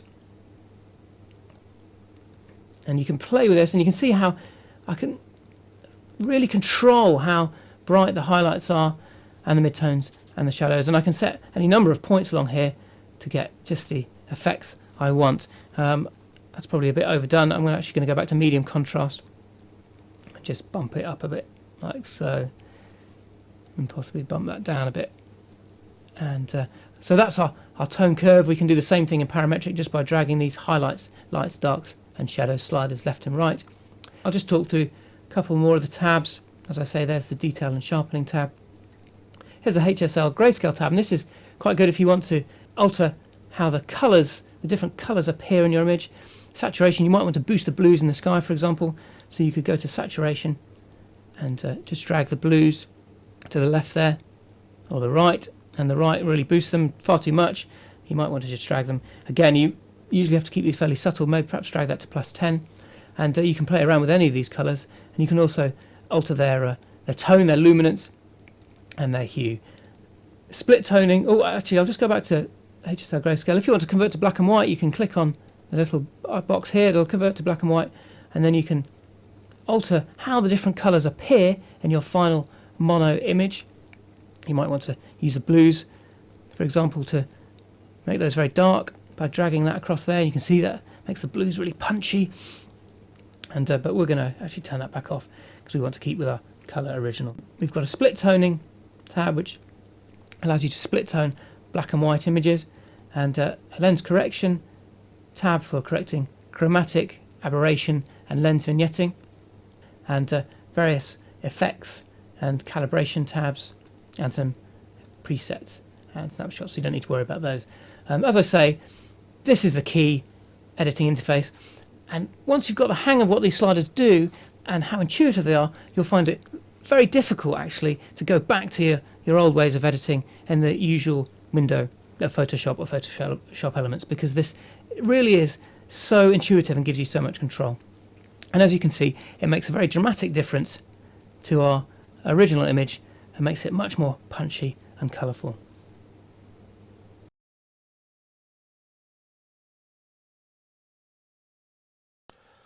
Hello, my name's Ben Brain.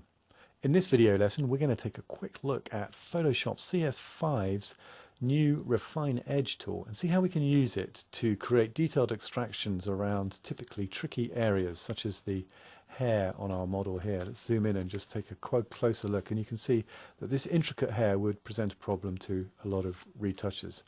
Okay, so the first thing we're going to do is just zoom out just a little bit so we can see everything that's going on, and let's go to the tool bar on the left hand side and select the quick selection tool. And what I'm going to do is just mark out, as you can see I'm not being very precise here at all, a very quick selection, and if I just hit Alt, you just see that my cursor changes to a minus and I can just get rid of those little imperfections, and you can see I've made literally in a matter of seconds a quick selection using my quick selection tool. So now let's hit the Refine Edge button at the top, and this is where the magic really begins. And now you can see we are in the Refine Edge window. We've got a new dialog box here and our background has gone black. Let's just zoom in so we can see what's going on, because it's these areas of hair that we really want to focus on. So that should be quite good. Let's just keep it about there. And now you can see that our background has gone black. We can change this by changing one of the view modes from this drop down menu here. We can see we have a variety of 7 different viewing modes, and you can cycle through those using the F key. So let's just have a look, and you can see that our selection is now represented against a variety of backgrounds, and one is not necessarily better than the other. It just really depends on what images you are making a selection from. So some will work better in different scenarios. So you can cycle through those using the F key, or as you can see there's a nifty little keyboard shortcut that you can see at the end of each of the various modes, and that can be quite useful to flip between modes during your cycle. So let's just whiz down to white and let's start looking at how the Refine Edge tool works. Okay, the best way to show you what's going on here is to just have a quick look at the show radius, and let's just check this little fellow here, and you can see now that our image has totally disappeared. That's simply because we haven't specified a radius. So let's bung in, let's say 10 pixels there, and you should see that our selection is now being mapped with this radius of 10 pixels. But this radius is just equal all around our selection. If we zoom out, we can just see that it's a simple radius just mapping our initial selection. And what we want to do is just look at some of these areas of detail where the hair is here. So if we uncheck that, you can see we've got a little bit more detail coming through there, but it's restricted to that 10 pixels. So what we want to do is expand this area here and keep this area nice and contracted and small. It doesn't need a big radius because we've got the hard edge of the jaw against the skin. So one thing we could do is, if we were not wanting to mess around too much with the sliders, is just hit the smart radius. Let's just give it a few seconds, and you can see if I just toggle that on and off, you can see the detail gets a little bit better. Let me just zoom in at that hair so we can really just see. Let's hit H for the hand tool, and let's just toggle that. You can see, and we can even increase our pixels there. Takes just a moment. You can see just down there the wheel. Toggle smart on and off, and you can just see we're getting a slightly better selection. So you can tweak these various sliders with the smart radius checked, and also increase or decrease the amount of pixels depending on your particular image. Of course, you also have the regular adjustment, edge adjustments sliders, the smoothing, the feathering, the contrast, and the shift edge, either to contract or expand. And these will all be very useful too. But what I want to do first of all is just show you how you can take a little bit more control over your selections as well. So let's uncheck Smart Radius and let's bring this back down to about 1 pixel. Let's just have a look there, and you can see that we again got our hard radius just 1.2 pixels wide there. Now what I'm going to do is just take the Refine Radius tool from the Tools panel just here, and what I'm going to do is just mark out the areas where we want, the areas of transition where we want more detail to come in, and that'll be these areas of hair. And then you can see that that's already working a treat. So let's just move around, so you can move around the image, just expanding that area, that radius. Let's just make our image a little bit smaller, so you don't have to watch me doing it for hours. And you can just see as I do this that we're just getting all those lovely little strands of hair back into place. Okay. And that's just a little bit down there. And the rest of our selection is pretty much just the hard edge of the skin, so we don't really need to bother about that. Okay, let's have a look at that, see how that's going. We can just zoom out a little bit, and you can see all these delicate strands of hair. Let's take a look at some of the other modes. We can cycle through. Look at that fantastic detail in this mask here. The marching ants, not particularly useful. And you can see here we've just got a little bit of this grey background coming through, and there's another great feature on the Refine Edge tool that we can use, and that's decontaminate colours.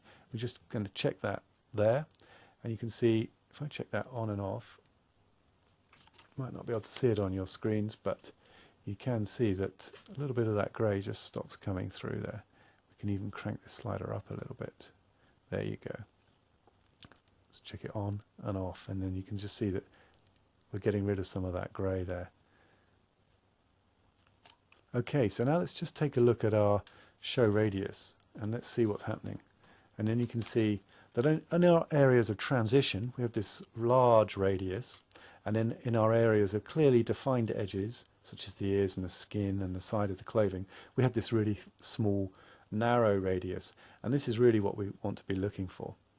We can adjust some of these, use these parameters using the regular smoothing, feather, contrast and soft edges, so we can bring it a little bit more contracted or expanded, and we can boost the contrast a little bit. I'm just going to bring that down just a little bit because I know that we're going to be putting this against a dark background. Okay, and then when we're ready we can select how we want to output it. So let's just uncheck this so we can see what's going on. Let's cycle through to this mode. And let's just click OK, because we've got a new layer with layer mask selected, so we can have a variety of options here, but this is a great one for versatility in your workflow. So let's click OK. And there you see, if we just go up to Window and Layers, you can see that we now have a new layer with our detailed selection. And now just look at this detail in there. You can see that we've captured all the intricate detail in the hair.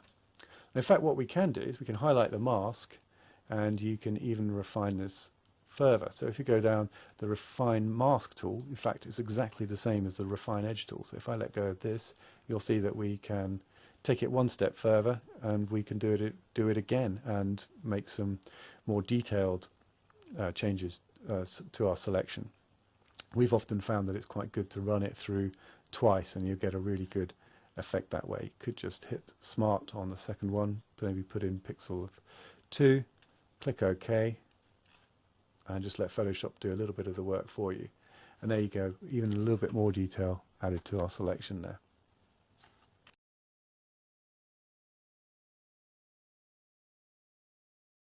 In this video lesson I'm going to have a look at shapes. Now shapes are very useful resources. You can use them to create logos or buttons for websites. You can use them in all sorts of different ways to produce content for your Photoshop work. And the shapes all live in here. You've got a little button to hold down there and click and press, and you can see all of the shapes sharing the same compartment in the toolbox there, from rectangles to rounded rectangles.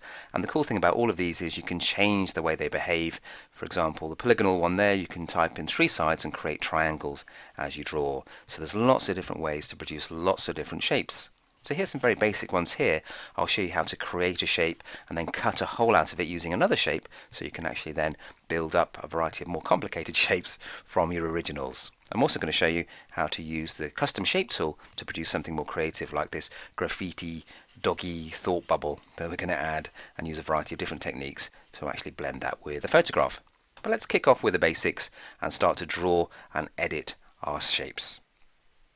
Let's kick off just by creating a new background for our scene. If you go to File, New, you can set this to pixels and then give it a width of 3508. I'm just going to use the same values I did for the one I prepared earlier. Make the height 2480 and a nice high quality resolution of around about 300 pixels per inch. Should do the trick. Click OK, and you can leave the background on transparent for the moment. And there we have a document to add a background to. We're just going to use the gradient tool very quickly. Click here to select it. Let's choose foreground to background, and then you've got a default black to white gradient that you can get. Click linear and click and draw, and then there's our basic background for the shapes to float upon. Now let's draw and then modify our shape, just like using a cookie cutter to cut one shape out of another to create something new. And we're going to use the elliptical shape here, the ellipse tool. Click to select that, pop up to here to choose a color, and then choose a nice vivid red. Click OK. Now we can draw any elliptical shape we like, but if you hold the Shift key down, it constrains it to a perfect circle, and when you let go, you get a filled red circular shape. And that is a vector-based shape, so we can transform that, scale that, manipulate it anyway, and it won't lose any quality. Unlike a bitmap photograph, vectors are much more powerful, and you can see that they're designed by creating a path and filling it with a color. We can then move that around using the Move tool, and we can start to edit it by using another shape. So at the moment I'm using the Move tool. To get the options for the shape editing, I need to click back on a shape like this, and then in the options bar you can see a variety of tools. Now what we're going to do is click here to subtract from the existing shape area, and we can do that with an elliptical tool. Let's just click and hold the Shift key down and draw an intersecting shape like that. When you let go, it chops out one bit with another to eat a hole into our elliptical shape. We can then edit this even more by using this tool here, which is also a tool that will edit paths drawn by the pen tool. And if you click on the shape, you can then edit the path using these control points. So you can see you've got little anchor points here that control the shape of the circle, and if I click and move with the direct selection tool and drag upwards, we can create a narrower indentation into our shape. You could also grab the Bezier curve handles and change the way the shape is drawn, so this is a good way of starting to draw a yin and yang type shape. Control Z to undo that, because all I want to do is just reduce the depth of this area here. Now the cool thing about shapes is you can give them depth by adding layer styles to them. Let me just push this up a little bit so we can see the layer styles more clearly. Now if I click on here, we can choose bevel and emboss. And up pops the layer style palette with the relevant style ticked. And what we'll do now is set style to inner bevel, technique to smooth, and we'll set depth something higher up like 286. There you go, so you can begin to see a bit of depth appearing now. We've got a bit of shadow and highlight on the shape. And what we'll do is we'll leave direction set to up, we'll set size to 9, and we'll set soften to 2, and that just helps us fine tune the shape of the edge of our layer style.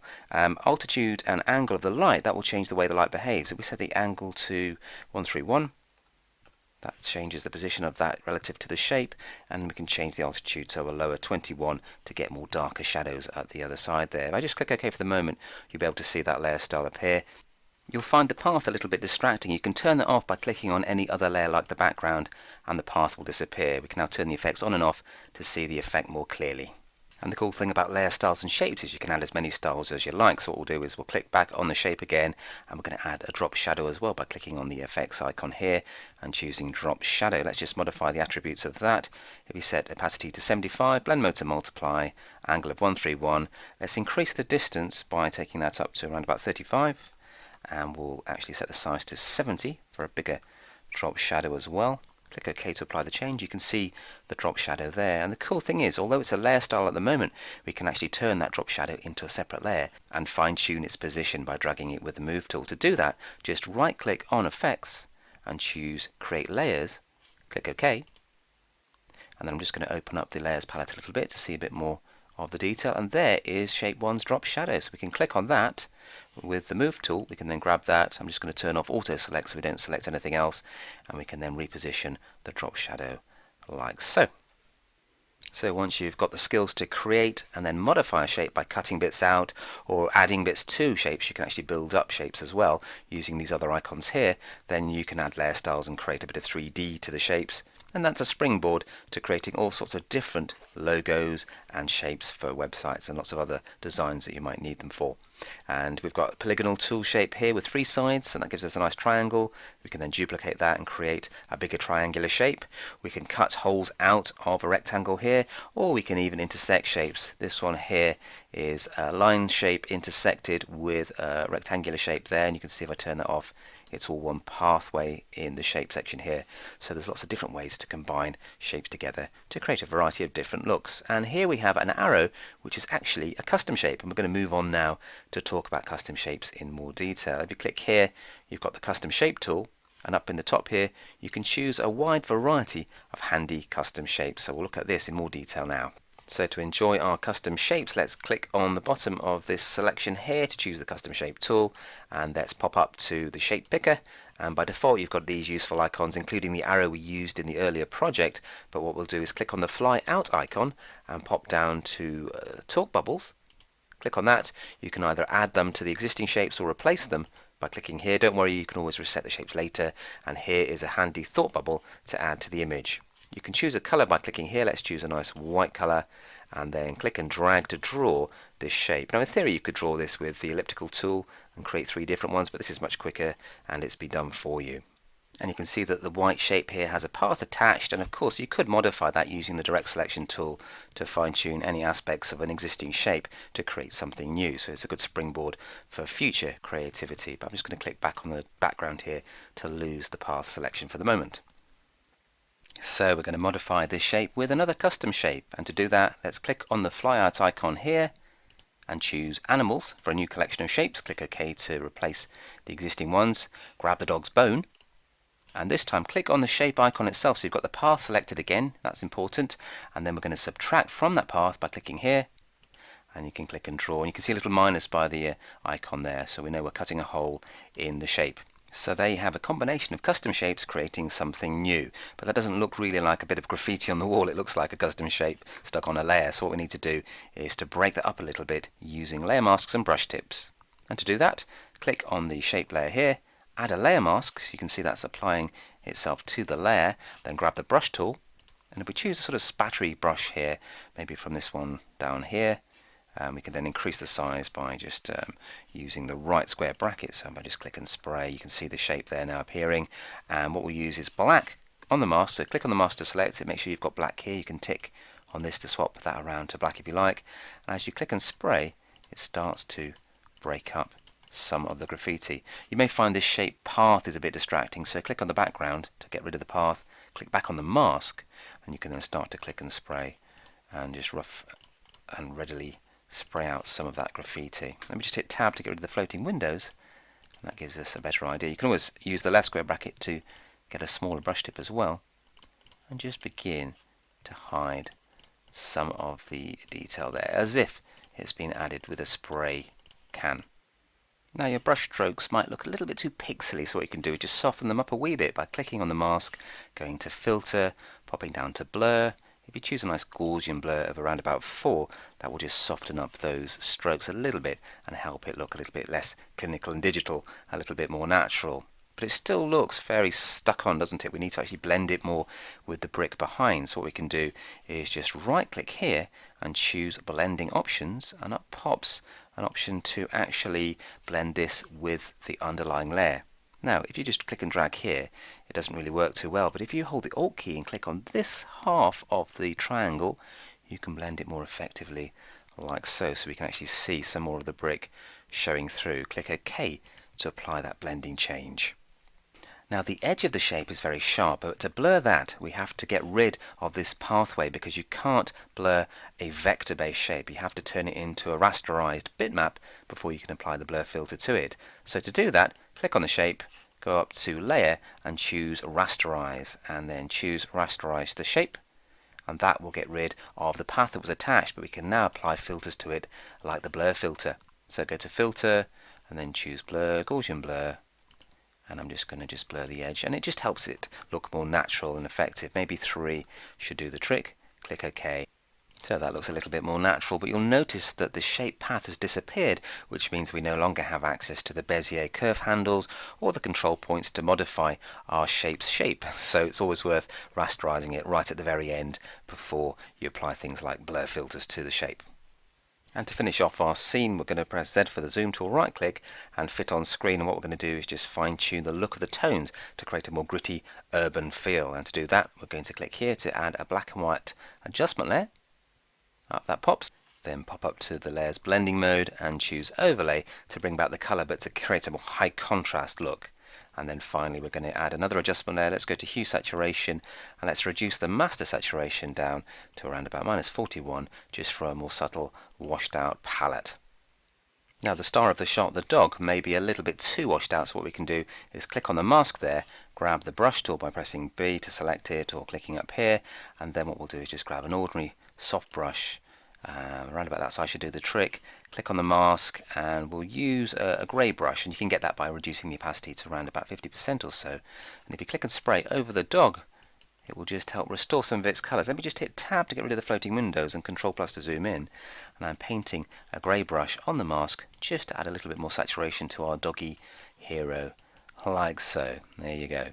And then tab again, gets us the window back up, and we can then click on the shape here, grab the move tool and just fine tune its position so that it's actually over the dog's face a little bit more.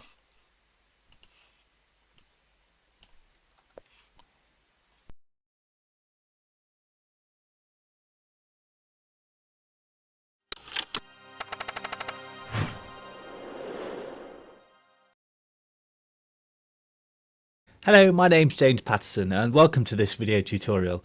I'm going to show you how to create this fantastic scene with a giant toddler sat on the National Theatre in London's South Bank. We're going to add some paint all over the buildings here like this. We're going to create some digital shadows, and we're going to apply an effect using Adobe Camera Raw to bring all the elements together. So let's just escape out of Bridge here, and we will start by opening up our Todzilla1.cr2 into Photoshop. This pops up in Adobe Camera Raw, and we're going to work with the basic settings here. Let's bring the exposure slider up to about plus 0.30, and let's also bring contrast up to about 30, and let's increase vibrance and saturation up to about 30 and about 25. Something like that looks good. So I think that's looking okay. We're just making some very basic adjustments to the tone to get the image looking nice and colourful. So let's hold Shift, and you see my open image changes to open object. Then if we click on it as open object, this will open up into Photoshop as a smart object. This means that I can double click on my smart object thumbnail to reopen Adobe Camera Raw and make any other settings I like. Let's just cancel out of that, because what we want to do is to create a copy of this smart object layer. So let's right click and we will go to new smart object via copy. So you can see this gives me a second smart object layer. Let's double click on this thumbnail to re-enter Adobe Camera Raw. Now we're going to apply a different set of adjustments to this copied layer to really bring out the details, so it's going to be a lot more extreme. Let's bring recovery up to around about 80. Let's bring the fill light up as well to about 75. Let's whack the blacks up also to about 55, and we'll bring the contrast up to about 66. Then the most important slider is the clarity slider, which will bring out some of the mid-tone contrasts. So let's whack this all the way up to 90, and then we'll get rid of all the color information by bringing the saturation slider right down to -100. And then let's hit OK to apply those changes. And there we go. Now if we change the blend mode of this top layer to luminosity, you can see I have the colour showing through from the layer underneath and the detail showing through from my top layer, which creates a really nice blend and gives us this kind of HDR effect. So let's go back into Bridge and we will open up our Todzilla2.cr2. Let's just click and drag that into Photoshop, so down into the Photoshop tab, then into my image. And if I drop this on my image here, it will eventually open up as a smart object. But first of all, ACR will pop up again and we can adjust the settings to get the girl looking how we want her. So let's bring exposure up to about plus 0.75. Then let's bring recovery up to about plus 30. We'll add a little bit of fill light. Let's boost the contrast to about plus 44. And let's add a little bit of vibrance as well, up to about 29. Then if we hit OK, this will open our image as a smart object. And you can see I have this kind of box with diagonal lines, which allows me to move my smart objects around. I'm also going to lower the opacity of my new smart object layer so I can see the building underneath, and this will just help me to place the girl. So I'm going to press Command and Control and plus to zoom in, minus will zoom out. So let's zoom in a little bit closer, holding spacebar to move around. And I'm going to try to sit the little girl on top of the building like this. Let's just hold shift, and I'm going to drag the corner of the box just to make her slightly larger. Just want to get her so she's kind of perched on this ledge here with her feet kind of coming off the edge. They're almost to the floor here like this. Let's just make sure we've got a bit of room at the top. That looks fine. Let's hit enter to apply that. And then let's bring the opacity back up to 100. Now we're going to apply exactly the same effect to the girl as we have done with the building. So we'll right click again and choose New Smart Object via Copy. And then let's double click on our second smart object layer. Then let's boost the settings. We'll bring exposure up to about plus 0.95. Let's bring recovery up to about 80. We'll bring the fill light right up as well to about 90. Let's bring the blacks in to about 69. Let's just bring brightness up slightly. Contrast is fine around plus 44. Then again, let's bring clarity right up. So let's just bring it up to 100. And we'll bring saturation right down to minus 100. Let's hit OK to apply that. And there we go, that's our detail layer. So let's again change the blend mode of this layer to luminosity.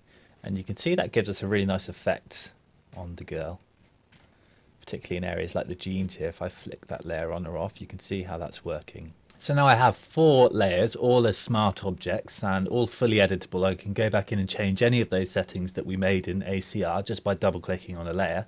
So I'm happy with how this toddler is looking with these top 2 layers. So I'm going to hold Command or Control to highlight both of those layers by clicking on them. Then I'm going to press Command or Control and E to merge them into one layer, which is then rasterized so it's no longer a smart object. Next I'm going to go and grab the lasso tool over here in the tools panel. Let's just zoom out slightly, and I'm going to make a loose selection around the girl just like this. Don't need to be too precise about this. Then I'm going to press Command or Control, Shift and I to invert that selection, and then I'm going to hit backspace just to get rid of some of that background information there. Let's press Command or Control and D to deselect, and now I can focus on this background here and extract the girl. So I'm going to select the Magic Wand tool over here in the tools panel, and let's bring tolerance to about 25. Let's make sure contiguous is checked, and I'm going to click around the background here. Let's hold shift, and you see I have my plus icon appear next to my magic wand, and I can add to that selection. So I'm just continuing to click around the background areas here to add to this selection. I want to include, well, I want to keep some of these shadows here around the legs, so I'm not going to select those areas. So once I have a decent selection made, I'm just going to zoom in slightly and tidy this up. So again, just clicking around these areas.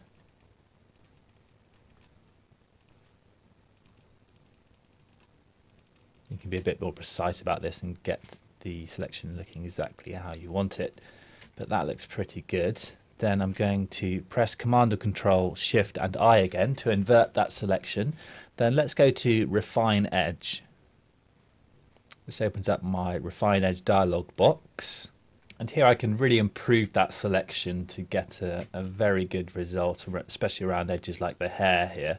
So let's check Smart Radius, then let's bring the radius up to about 60 or 70 pixels. Then let's set Smooth to about 30 and bring the contrast up slightly to about +10.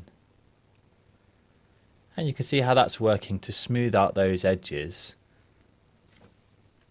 Then we'll zoom in a little bit closer to the head here. And I'm going to use the Refine Radius tool here in the Refine Edge dialog box when my computer catches up. There we go. So let's go to the Refine Radius tool. And I'm going to paint around the edges of the hair, so to see if I can bring back a few strands and improve the edges around these areas. So let's continue to add to this like so. You can see from my twizzling icon down here that this is taking quite a lot of computing to apply these settings. So I'm just going to pause the video while I continue to add to this refinement. Okay, so you can see I've finished painting around the hair to improve those edges. Let's go to Output 2 and change the drop down to Layer Mask. Let's hit OK to apply that. You can see I have a layer mask added to my toddler layer. Let's just see how she's looking. I think that's done a fairly good job of masking that background. I'm going to click on my mask and we'll go to Select and we'll go to Refine Mask, which works in exactly the same way as Refine Edge, just that we're working on a mask rather than a selection. Then I'm going to check Smart Radius again and we'll just whiz over the hair one more time with my Refine Radius tool. Quite often works to just give the Refine Edge or Refine Mask box a couple of goes at trying to improve hair. So let's just whiz over this area very quickly and we'll see what happens. And that's done a really good job of finding all the strands in the hair. So again, we'll choose Output to Layer Mask to add to our mask. Let's hit OK to apply that. Now that's looking much better, but the Refine Edge and Magic Wand tools can only go so far to create a mask that isolates the background. We're going to have to use the brush tool and we'll bring opacity up to 100. Let's hit D to reset our colours, then X to flip them so we have black as our foreground colour. Let's make sure we're painting on our mask, so we'll highlight the mask thumbnail and we're just going to paint to improve our selection. So just using the bracket keys left or right to resize our brush, and I'm going to soften this edge around here just like this. I can also see around the jeans here that the girl's gone a little bit transparent, so we're going to flip to white as our foreground colour and then paint to bring back the detail.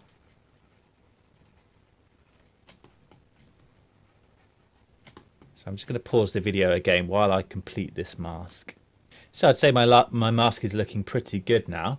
I'm going to lower the opacity of my brush and let's paint with black as our foreground colour. I'm just going to paint over this shadow area here so we can start to make it a little bit transparent so we can see some of the detail showing through from underneath, but still keep some of those nice shadows that really make it look like she's sat on the building. Let's also go up to this railing here, so we're going to bring opacity back to 100 and I want to make this railing look as if it's kind of sitting in front of the girl and then kind of disappearing into the jeans here. So I'm just painting with black to hide the girl and reveal the railing, and then let's flip to white by hitting X and then you can paint more precisely with white to reveal the girl. So we get that rail looking nice and realistic. Let's zoom out and see how we're looking. Okay, I'm fairly happy with that. Next we're going to add a layer that we can use to burn in a few shadows, to add a few more digital shadows to make it look like she's actually sat on the building. So let's click on our Toddzilla 1 copy layer, and then we'll create a new layer above this by clicking the create new layer icon here in the layers panel. Then let's go to edit, fill, and we will choose 50% grey. Sorry, not from that drop down, from this one here. Let's choose 50% grey. Let's hit OK, and you can see that's filled that layer with the grey colour. Then let's change the blend mode of that layer to overlay, and then we can use the burn tool over here in the tools panel. Let's set exposure down to about 15, and then we'll keep it the range to midtones. Let's zoom in. Then I can burn this layer here, so you can see very faintly on my layer thumbnail here where I'm making these burn marks to darken the building layers underneath that burn layer. This is quite subtle, but it really adds to the effect. I'm just burning around these feet here to make them look like they're kind of sitting on the ledge, and then we'll burn over here. I can see here where my mask hasn't quite worked, so let's click back on my mask and we'll use my brush set to black to just tidy up that masking there so the background shows through. That looks good. Then let's flip back to my burn layer. Let's grab my burn tool again. I'm going to burn in some of this detail here to make it look like she's casting a shadow like this. So you can work a bit longer at this and get it looking exactly how you want. Now I think we've done all we can to sit the girl realistically on the building, so let's start to add some paint. We'll go back into Bridge, and you can see I have my paints here. We'll choose the Paint 7 JPEG. Let's double click to open that in Photoshop. Then let's grab the lasso tool and just make a very rough selection around the paint like this. Then let's grab the move tool, and we want to make sure we have auto select and show transform controls checked just to help us move things around. Then let's click and drag the selection up to our tab of our main image and then down into the image. Then we will use the transform controls to resize this paint layer. So I'm not too worried about keeping it in proportion. We'll just get the layer over here like this. Let's hold Command or Control and we can skew the layer so it kind of fits in with the perspective of the building. It's going to make it slightly larger. Let's double click to apply that. Then we will go to Normal up here in the blend mode options and change it to Darken. And you can see that allows the paint to show through while getting rid of all the paper. Let's just zoom in slightly to see how it's working. So obviously we can reposition this paint exactly where we want it. So that looks good. Now I'm happy with the positioning, but there's not enough paint showing through for my liking. So let's go to Image, Adjustments, Shadows, Highlights. And here we can change the shadow and highlight amount to allow more detail to show through. If I drag the highlight slider, you can see that's changing the tones in my paint to allow more detail to show through. This is kind of working with our darken blend mode that we've set. So that looks okay. Let's hit OK to apply that. Then let's add a mask to hide the paint in the sky here. I'm going to create a mask using the polygonal lasso tool. So let's click on the tool here. Then let's just click around the edges of our building like this. As we have straight edges, the polygonal lasso tool will help us out to select this paint in the sky.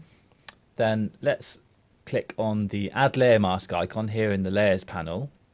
Oh, that's done the opposite to what I wanted to do, which is mask the paint in the land. So let's press Command and Control, Alt and Z to undo that.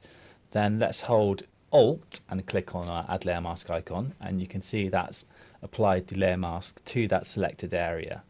Now let's add a handprint. So we'll go back into Bridge, and let's choose this Paint 12 JPEG. Let's double click to open that. Then we will use the normal lasso tool again to draw a rough selection around it. Let's use the move tool and drag it into our main image. Then let's just zoom out slightly and let's resize that layer. I'm holding shift while I resize to constrain the proportions. So I want the hand to obviously match the hands of the little girl here, so it looks like she's been sploshing around in the paint. Let's zoom in slightly here, and then again let's change the blend mode of this layer to darken, and you can see that's done a pretty good job there of getting rid of everything but the paint. There's a bit of edge detail around here that I can just add a layer mask and then use a brush set to black to just get rid of some of that information. Like that, and just tidy up that hand. Okay, so I'm pretty happy with that. Now the only thing left to do really is to continue to add more paint in the same way. What you can do to save time is duplicate these layers that you've already added. So let's press Command and Control and J to duplicate my hand. Then I'll use the move tool. Let's drag this hand over here. Here we go, it's popping out behind the girl. So I'll bring the hand just here, look, and maybe use the transform controls to resize it and rotate it slightly. Let's hit enter to apply that. Maybe skew it slightly, so I'm going to hold Command and Control and drag these corner points just to skew the perspective so it looks like it's following the edge of this building. Then let's press Command or Control and U to bring up our hue saturation dialog box. I'm going to change the hue to give this paint a different color. Let's go for a green like that. Let's hit OK to apply that. So this gives you an idea of how we can reuse these paint layers. Let's just grab this layer here, press Command and Control and J again. Let's drag the copied layer over here and we can sit this new paint layer on this building. Press Command and Control and U to bring up the hue saturation and change the colors. Let's hit OK to apply that. Then let's right click on the mask and go to delete layer mask because we want to add a different mask on this building. Let's grab the polygonal lasso tool again and quickly click over the edges of the building here, just like so. And then let's hold Alt again and click the add layer mask icon to mask that part of the selection. So you can see how you can build up these paint layers like one on top of each other and save you a bit of time. And good practice when you're creating a lot of layers like this, so I'm duplicating a lot of different paint layers, is to create a new group. So let's click on the create a new group icon here in the layers panel. Let's double click and call this paints. Then we can just drag all of these paint layers to our paint group to sit them all together, just like so. Then it just tidies up our layer stack. So I think we're pretty much there. The only thing left to do really is to add some more splotches of paint to kind of build up that effect. I'll switch to another image here where I've done that. I've just added a few footprints and handprints around the image. I've also added some adjustments just to tweak the overall tone. So let's go ahead and add another adjustment. We'll click on the add adjustment layer icon and let's choose curves, and we'll just add an S-shaped curve to boost the contrast slightly like this. So there we have it. That's our finished Toddzilla scene. Thank you very much for watching.